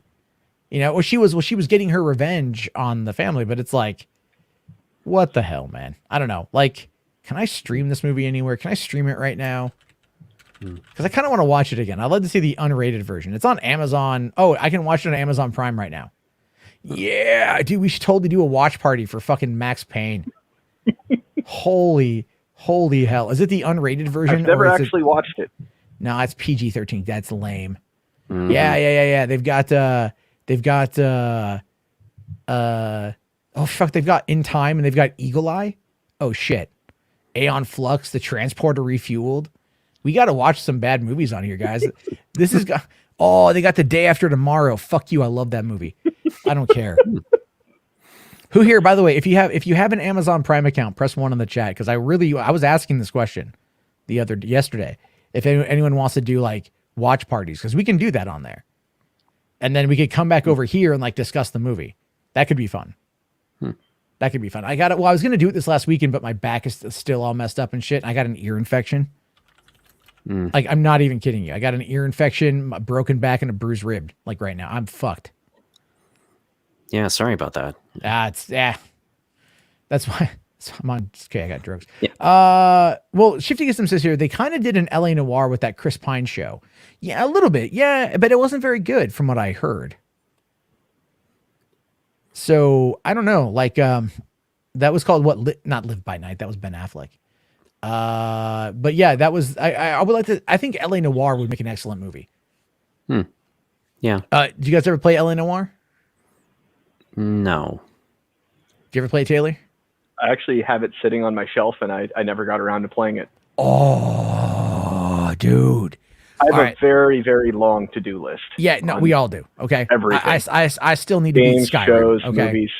Yeah. Like, I love Skyrim. Never played through the DLC on Skyrim, but I've put a couple hundred hours into it. I put a lot of hours in like Assassin's Creed games and shit. I think I easily break 100 hours in those games. I also have like 5 different copies of Skyrim on like 5 different platforms. So yeah. Oh yeah. I was like, wait, I got it on my Switch, got it on my PS3, got it on my PS4, got it on my PC. I've got it on my Xbox 360, and I'm like, well, when I get the Xbox Series X, I should be able to do backwards compatibility and add mods. So that ought to be play fast. the special edition. Oh, I'd probably buy the special edition. Ryan here says LA Noire was an awesome game. I'll tell you, LA Noire is awesome. Here's my story with that. So towards like the back third of the game, there is you go to a junkyard or like some kind of construction site, and you talk to a guy, and he tries to kill you with a bulldozer, right? And the thing is, like, I know that dude in real life. His name is Ron Roger. He owns a haunted house in Pasadena. And I've shot stuff with Ron before. I've known him for years. And like I'm playing LA Noire, and like all of a sudden like Ron shows up. And I'm like, oh fuck, it's Ron. Holy shit. I didn't know he was in this. He didn't tell me. Because he couldn't say anything. And then I killed him. And so then I text him, and I'm just like, hey dude, I just shot you in the head. And he's like, yeah, I've been getting that a lot this last week. So it's like, I'm like, oh, that was pretty crazy. Let's see here. Hold on. Shifty Gism says, most of Rockstar's games are just based on tons of other movies and shows. Just go watch them. It blew my mind how much stuff they lifted from Miami Vice for Vice City. Oh yeah. Well, I mean, that was also earlier stuff too. But yeah, I mean, who wants to, I mean, come on, give us a Vice City remaster or a show. How about I'd Bully? watch that. Bully would be good. Bully would be good. Yeah. I would like to watch that. I just read the other day that they apparently like renewed the trademark for it. Nice. So it has a lot of people thinking that they're going to be doing Bully 2, which, it's been a couple years, almost 2.5 years now since Rockstar's released a game. And we haven't heard what's coming. We've heard rumors of Grand Theft Auto 6, but with how much money GTA 5 is pulling in, GTA Online is pulling in, I don't know, and I know that Red Dead Online for number 2 hasn't it hasn't picked up as much. Honestly, there's not a lot of people playing it on PS4. Not really. It's the multiplayer is kind of broken on that game. But anyway, I think there was one. Is it an old ass N64 game called Winback? And it was it was I forget that. Let me find Winback 64. So here's like the let me find the plot of this thing, because I played this game a bunch when I was okay. It's called Winback Covert Operations, or no, in America it was just yeah. So the storyline is a terrorist group called the Crying Lions takes control of a space-based laser weapon. This is used to attack a military installation housing the controls to the weapon called the Gulf System. The leader of the terrorists calls himself Colonel Keith Coleman. The Secretary of Defense contacts Special Covert Action Team, otherwise known as SCAT, with their orders. I know, right? Like, come on. Wildcats was already taken. And this was developed by a company called Omega Force, which is a division of Koei Tecmo, and it is based. And they made the Dynasty Warrior games. They live in Japan, and they named this thing SCAT. Anyway, okay. So they enter the Gulf complex to reclaim it. Jean-Luc Cougar, it's the name of the main character, I think, is the last part of the team. As part of the team and the last to escape the helicopter being shot down, the player takes control of Jean-Luc as he leaps a wall and enters a parking lot. The team is scattered throughout the complex, and you must find them and destroy the satellite control center before Gulf satellite laser can recharge and fire again. Along the way, you face a number of laser traps, puzzles, machine gun nests, ambushes, and mazes. And you will face a series of bosses culminating in the final boss fight against Kenneth Coleman's deputy, Cecil. Anyway, it's a fun game. The story is actually pretty good. That one is written by like a 2-year-old, but it gives you an idea for just kind of how bad this stuff is. Shiftygism here says there's a scat game on the Genesis too. There we go. Although to be fair, the Genesis did have a lot of games that were basically scat. But Winback is the poor man's Metal Gear. Yes, it is. Yes, it is. Yeah, a Metal Gear movie.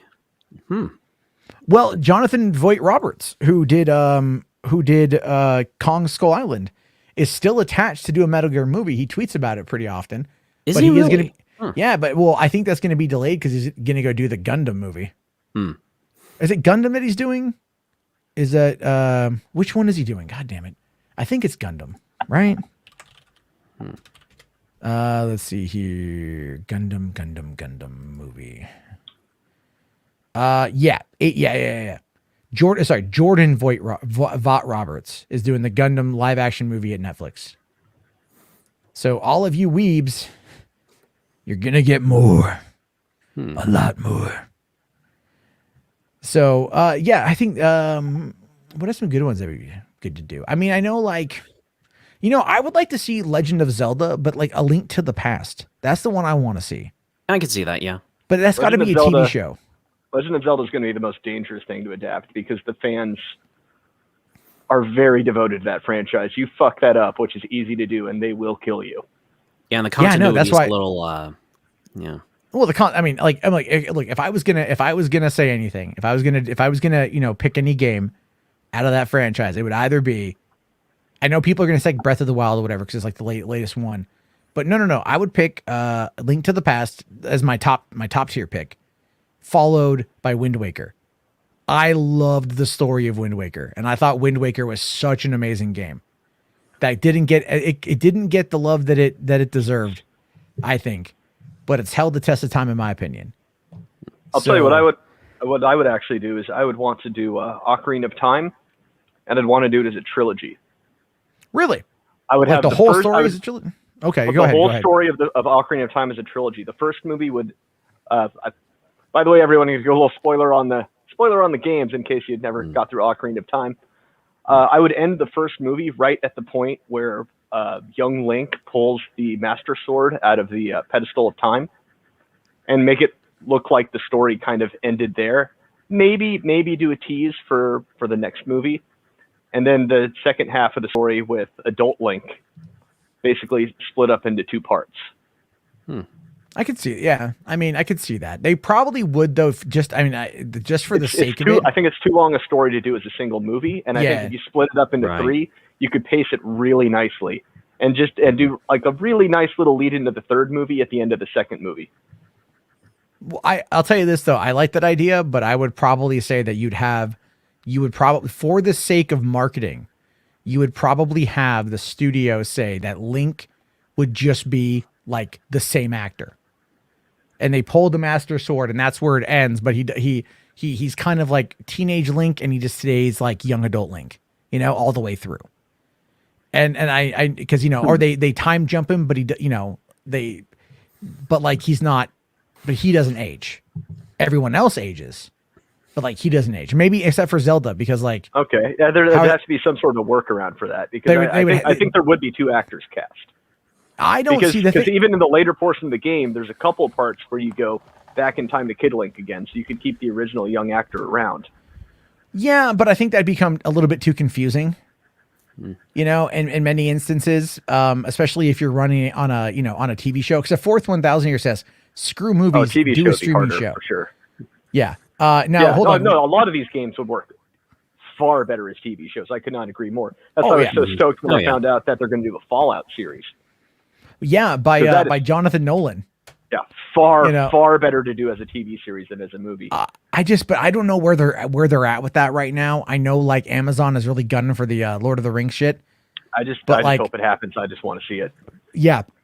Well, now that Microsoft owns Bethesda, I'm a little wondering because, you know, of the whole Halo movie debacle.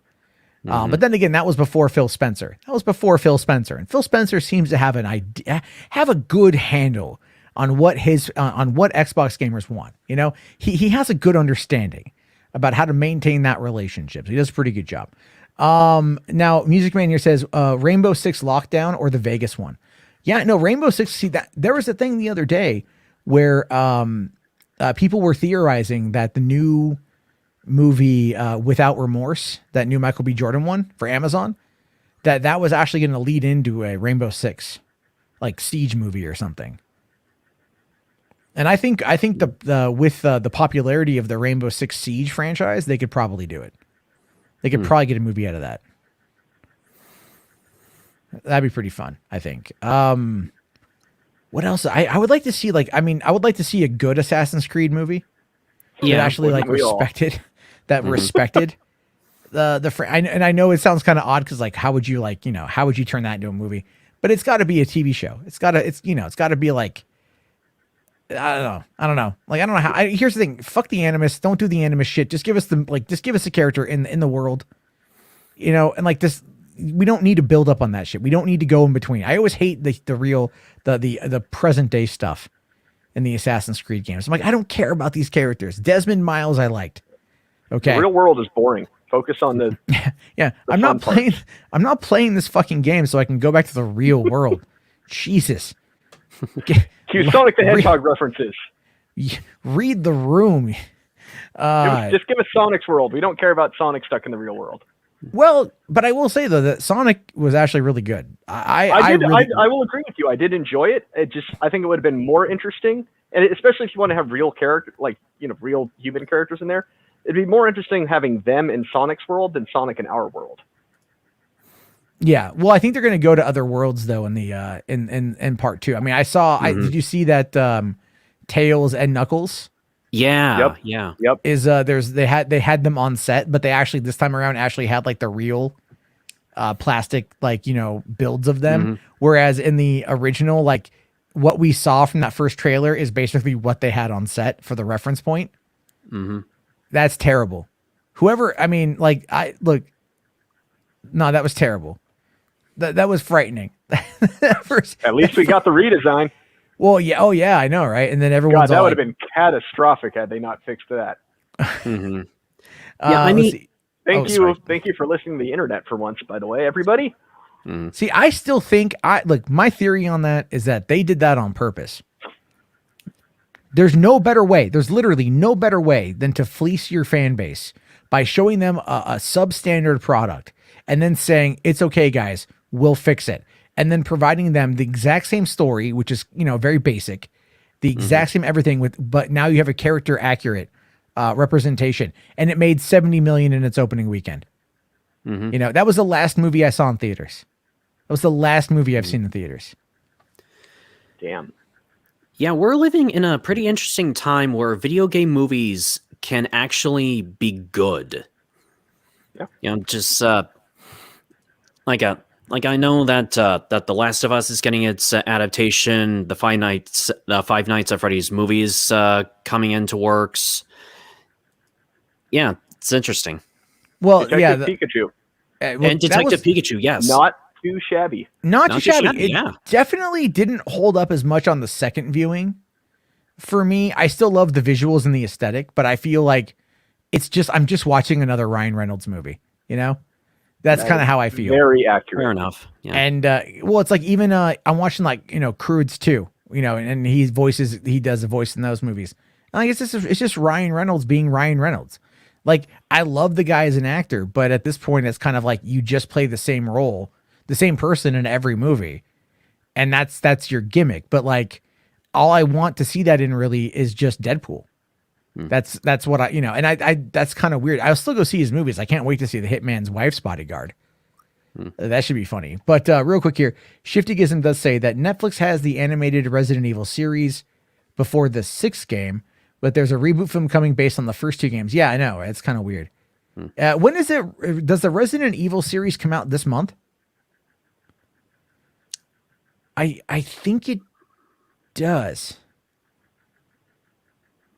So, no, and then Novaho here says, or Nova Joe says, the Sonic issue, the toys had the old design and were on the way to stores and had to be pulled, so it wasn't planned. Even though you thought the same thing. I don't know, man. That could be a costly. They made more money by doing it than not doing it. I don't know. Music Man here says, I really want to see Five Nights at Freddy's. Also, Matt, did you see Willy's Wonderland? Not yet. Not yet. I need to see it. It's difficult, man. Like I do too many streams. But I do want to see it quite a bit. And all right, let's see here. Fourth says, don't forget Cowboy Bebop live action is still on the way. Yeah, that's true. And they did wrap production on that recently. Well, John Cho is playing Spike. So, I mean, like, that's pretty interesting. And, I don't know who's going to play Ed. Interesting is a good word. Yeah. Interesting.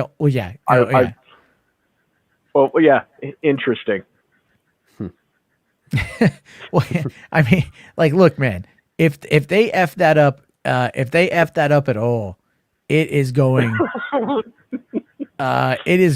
to just be, massively terrible. Yeah, I think F it up is more likely than not. Oh yeah, I mean, the casting worries me, and they already kind of proved with the Death Note adaptation, they don't really know what they're doing with some of that content. Well, you know what, Adam Wingard talked a bit about that, and he wanted to pitch a different, because the thing is, look, Death Note. Let's be real. Death Note is fucking depressing. Okay, it's good. But it's depressing. It's dark for sure. It's dark. Like I did not finish the anime series. The anime series is fantastic. No, it's good, but fuck, dude. Like I binged 11 episodes, and I was just like, just give me a razor blade, man. I'm just gonna finish it. And I'm just like, fuck. I was so bored. I wasn't bored. I liked it, but it got to be it just got to be too much. It's on that one. Yeah, I need to you got to pace it. I didn't pace it. Because I watched it back when it was on Adult Swim, so binging was not an option. I watched one episode per week. Yeah, no, I watched 11 episodes in a day, and when it got to that's probably not a good idea. That was that. Yeah, I'm like, I can't. But I did watch the live action movie that they made. They made a live action in Japan. I watched part 1. Yeah, which was interesting. I've heard of those. I've never actually watched them. But here, Bradley here says, wouldn't mind seeing another live action Dragon Ball Z movie, but Evolution sucked. Well, yeah. Oh, big time. The only way Dragon Ball works in live action is if you do it really kind of over the top cartoony. I know that sounds kind of ridiculous, but I'm thinking Stephen Chow type movie. Because the world of Dragon Ball is actually really ridiculous. They have really advanced science, sci-fi technology, and there's also dinosaurs and shit running around in the background. Even though it takes place on Earth, it is definitely not our Earth. I've never see the thing is I'm not a Dragon Ball fan. Lean into the crazy. I'm just not a Dragon Ball fan. I never have been. Don't blame you. It as much as anime fans love it, I would say it is not for everyone. No, it's really not. It's really not for everyone. It's one of those things where you're like, what the fuck is this thing? What am I watching? What is this guy doing? Why does this old guy want to it's like watching Ranma 1/2. I liked Ranma 1/2. I did. I thought it was pretty funny.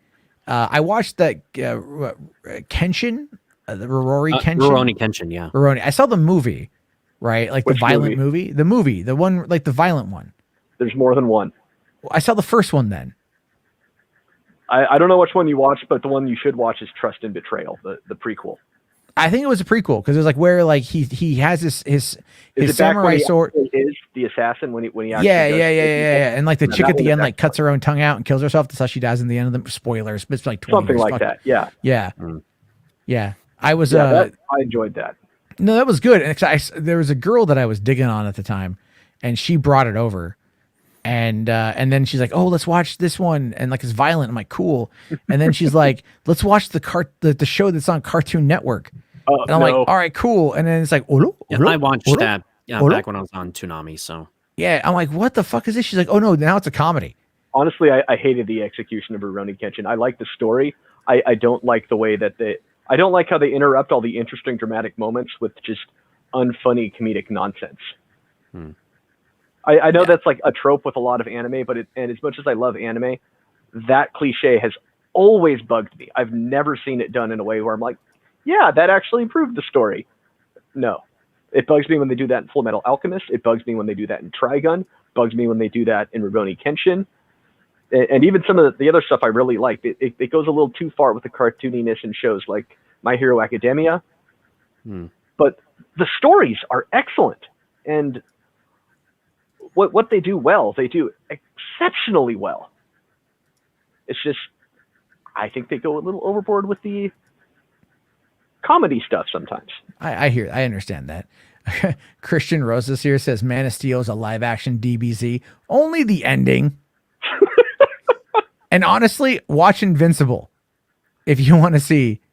If you want to see that, yes, watch Invincible. If you want to see that shit play out, oh my god, that ending. We won't spoil it here. I do need to do a spoiler stream for that. But fuck yeah. Cosmic here asks, have you seen Love, Death, and Robot season 1? Oh, 100%. 100%. Some of those could be their own movies and shit. Like some of those stories could easily be adapted into like that last one when they're hunting. I think like the last one was really good. The one with the werewolves in like Iraq, that was really good. And then of course there's like some of those are just fucking wild. I got to watch it again before season 2 comes out. I tried showing my dad I'm like, oh yeah, Dad, you might like this. And we watched the first one. That's kind of like a live action Pokemon or well, like an adult version of Pokemon. And like the one part where like the girl like takes off her top and you see like the animated boobs. My dad's like, and I'm like, it's just CG titties, Dad. It's not a big deal. Yeah, but I don't know if you're like, could be worse. Yeah, let's see here. I could throw out some titles at this point. Oh yeah. Could be like the anime series La Blue Girl. I don't know what that one is, man. I know you don't, but anyone who's seen it knows. I every time I walk around an anime section of like a home video store, whatever, I feel like I'm perusing like the behind the black curtain, you know? When I'm like, one of these is gonna have some incest, I swear to God. And I could probably just like throw a stone, it would be anyone I hit. But not all I'm not sure what sure you're going. No, I know. I'm making a joke about it. It's there's a lot of sex and nudity, and I have no problem with sex and nudity. Dude, I've seen Wicked City in a long time. I saw Wicked City. I remember that was the one I remember renting when I was a kid because like that was back when it was called Japanime. Yep, Japanimation. Right, it was Japanimation. Then Japan says that as a joke, and it drives me nuts. You know what it is though. I next time I go to Comic-Con, I'm just gonna start calling it Japanime, right? Like, oh yeah, no, I've seen that Japanime.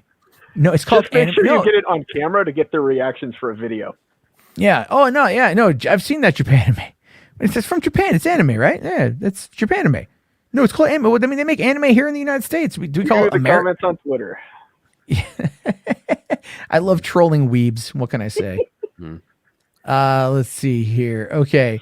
Shiftyism says, just give me a live action remake of that Chun-Li versus Vega fight from the Street Fighter 2 anime. That's fair. That was a good, I think Korn did the soundtrack for that, didn't they? I don't know. Yeah, I think so. Korn, Street Fighter. Yeah. They did. Oh well, the soundtrack had like okay. They didn't just do the soundtrack. They had a track on the soundtrack. Let's see here. Soundtrack had the Japanese version did not have these songs. The English version had Korn, Alice in Chains, Silverchair, In the Nursery, Black Note, KMFDM. Wow. Smokin' Suckers with Logic with a song called "'Cause I'm Like That," and then So yeah, no, that was a good one. I've seen the Street Fighter 2. I remember back like when Encore, the channel Encore, I don't know if it's still around anymore, but they would run Saturday nights at midnight. They would run anime, Like I remember watching like Macross 2. That was pretty good. You know, they would do a lot of different ones back then. So it's like that's how they ran it at the same time of night you would like normally find like adult porn. Yeah. They're all like, all right, kids, your parents are in bed. Here's some shit to fuck you up. Yeah. Yeah, depending on what channel you're on, you could watch that, or it could be something like Spider Babe on Cinemax. Or Lord of the G-Strings. That was one on Yep. Cinemax. Saw that one as well. My boss at the drive-in came in one day. He's all like, you Same know what I actress, saw? if I On... remember correctly. Yeah, he was on because he had Why do I know Cinemax. that? And wait, what? I said, why do I know that? Well, I didn't hear what you said. Sorry. No, the main character in Lord of the G-Strings is the same actress from Spider Babe. Probably the same company. Probably. It's, yeah, a lot of those porn parodies from back then. But he comes, my middle-aged boss comes in, and he's all like, "Yeah, I was watching Cinemax last night." He's all like, "I watched this movie called Lord of the G-Strings," and I just looked at him like, "Watched it?" He's like, "Yeah." It was I was home. It was like 4 a.m. It was on. I'm like, I was like, it was pretty good. Like, whatever, dude. You know. How are you supposed to respond to that? Let me tell you, my boss, my former boss, in his wallet, he has his most prized possession, which is a photograph of him and his younger brother in Longapo, Thailand at a bar, Christmas Day, 1976. And they are surrounded by hookers. And he loves the fact, like, that's his favorite photo. He keeps it in his wallet. And he's always said, like, as soon as his wife dies, he's going to leave and go to the Philippines.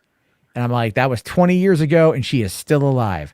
And we're pretty certain she killed her ex-husband.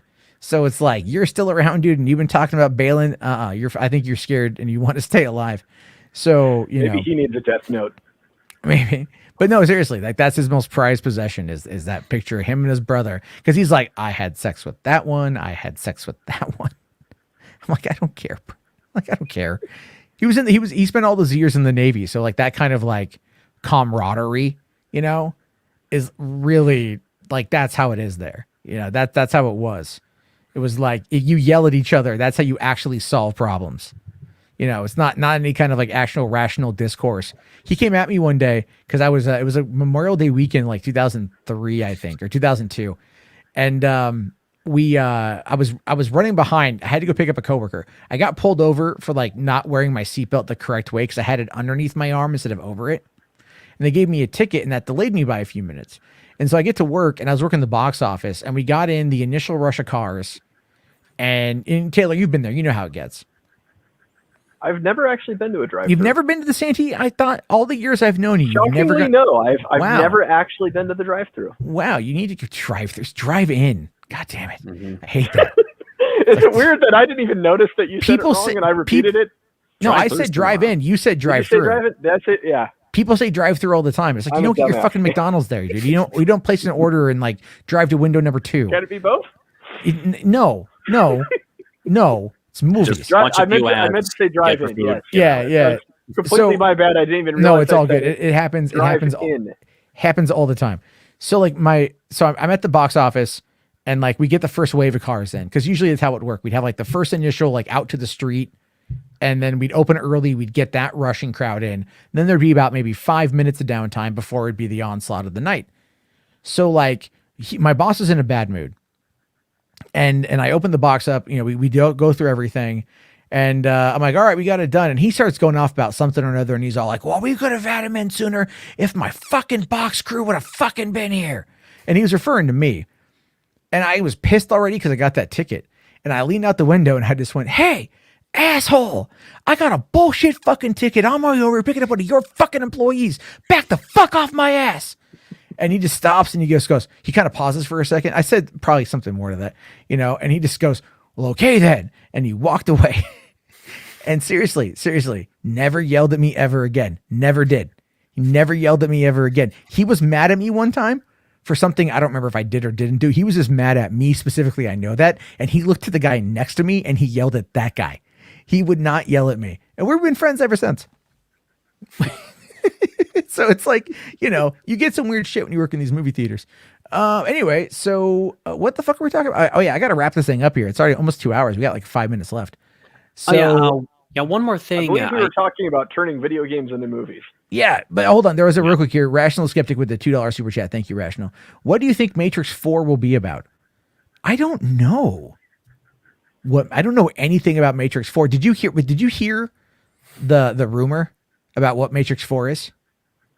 It's okay, so like I had Taylor, I don't know if you know this. I had a conversation with Sophia Stewart, the woman who claims to have created the Matrix and Terminator. The woman who sued them back in 2003 and lost. I had like an hour and 20-minute conversation with her. And she told me, she's like, well, I know the plot of the Matrix 4.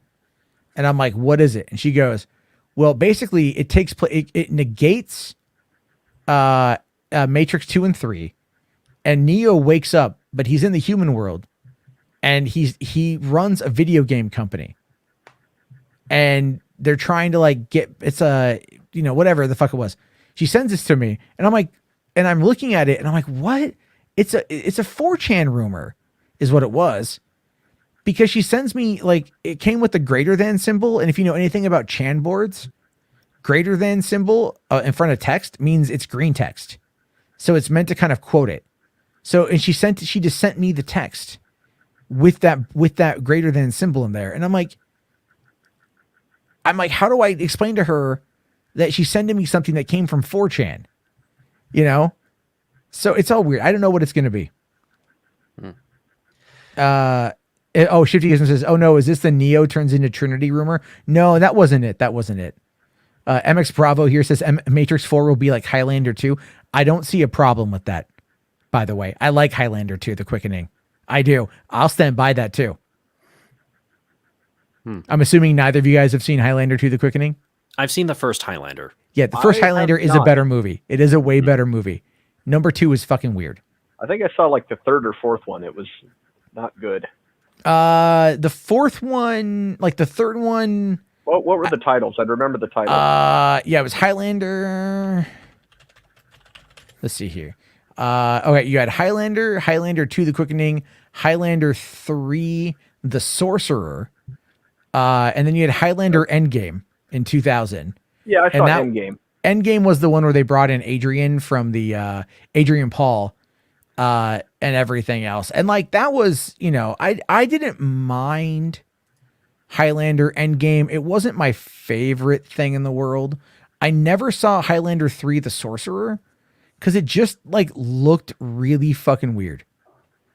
It's probably not good that I saw Endgame without seeing any of the other ones. Did you ever watch the Highlander TV series? No. Then, okay, yeah. If you would have watched the Highlander TV series, Adrian Paul was awesome in the TV series. But then they did Highlander the Raven, which was like another show. Highlander is not the Sorcerer. It's called the Final Dimension. I guess the Sorcerer might have been another name for it. But yeah, I got to watch those again, man. I will say this though about Highlander. One of my favorite things was in the show Sleepy Hollow. That show for Fox that went like 4 seasons.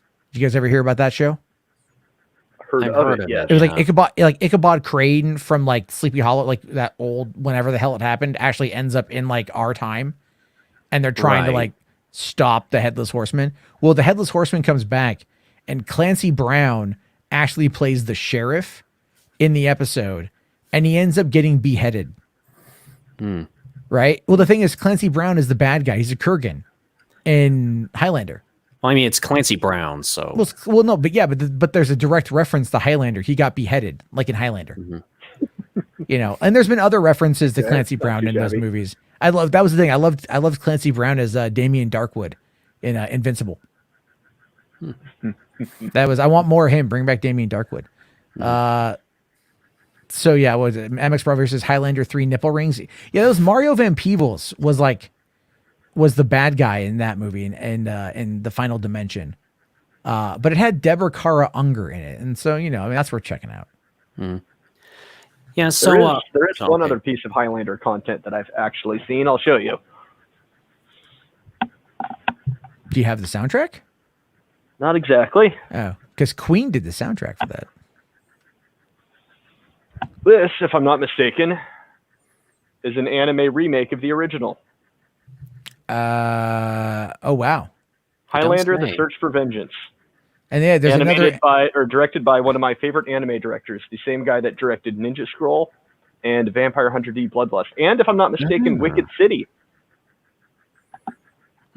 So they did one called Highlander: The Source, which came out also in 2007. Oh, it's only 26 minutes long. Wow. For the Search for Vengeance. It's how long? 26 minutes according. I remember this actually being movie length. Let me see here. That's what it says here on oh no, it's an hour and 26 85 minutes. minutes. Yeah. Sorry, I didn't see the 1 85 hour. minutes. I didn't see the 1 hour. All right. So it's just the storyline is an immortal seeks revenge against a ruler who killed his lover. Is that really just a remake of the? From the description I read, yes. Oh, okay. Well, But then okay. again, So I've never seen the original, so I don't know. Well, it was written by David Abramowitz, who was the writer for Highlander the series and Highlander Raven and then Highlander the Source. And I guess the Highlander the Source is the 5th film in the franchise. And this is a story. So it's continuing the story of Duncan MacLeod with Adrian Paul. And it is the only Highlander film to not feature the original protagonist, Connor MacLeod. Well, yeah, because that's what, I mean, everyone loved Christopher Lambert as Connor MacLeod, like, you know. And it's also the first Highlander film not released in American theaters. It was made for television and broadcast on the Sci-Fi Channel, September 15th, 2007. Wow. Wow. Let's see here. At the Highlander Worldwide Convention, and there's a Highlander Worldwide Convention. Holy shit. TV series producer David Abramowitz referred to Highlander the Source as a bad dream that Duncan had. So it's not even a canon, really. It's just a bad dream. Holy shit. That's terrible, man. Like, they do need to let's see. Neon Sci-Fi here says that Highlander the Source was so bad, an hour of my life gone. Fourth here says Highlander and the Goblet of Fire. Jeez. That's pretty funny. Oh man. Well, guys, on that note, I need to wrap it up because I gotta get to bed. And I try to keep this around 2 hours so I don't go too long and lose my voice. But I appreciate Ryan and Taylor coming on, and as always, I want to thank everyone else who came on in tonight. And I'm gonna let you guys go, and then we're gonna do one more person who's been waiting for a few, and I always got to bring him in. Well, here, I'll just bring him in right now. You guys know How you Anthony. doing, guys? How's it Hello. going? What's that Popeye Anthony. shirt? What is that Popeye shirt you My got? mom got me that. Nice. Yeah. So I what's I watch Popeye every single Saturdays on my DVR on MeTV. nice? They don't make any. Nice. They haven't made any new ones in a while. They're have they? supposed to make a Popeye animated movie, but they scrapped it. And it was supposed to be directed by Jendi Tartakovsky, who's a Yeah, true. Yeah, the guy who did yeah. Clone Wars in Dexter's Laboratory. Yeah, and that I've seen Samurai that. Jack, Symbionic Titan. Mhm. I saw the test footage for that. That looked amazing. It Yeah, did look but amazing. Sony What- scrapped it. Why did they scrap? Why did Sony scrap it? What did they I don't replace know. it with? Probably It was because they for wanted the Jendi Emoji Tartakovsky movie. to direct more Hotel Transylvania movies.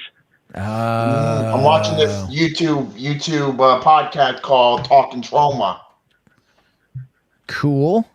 Yeah. How was that one?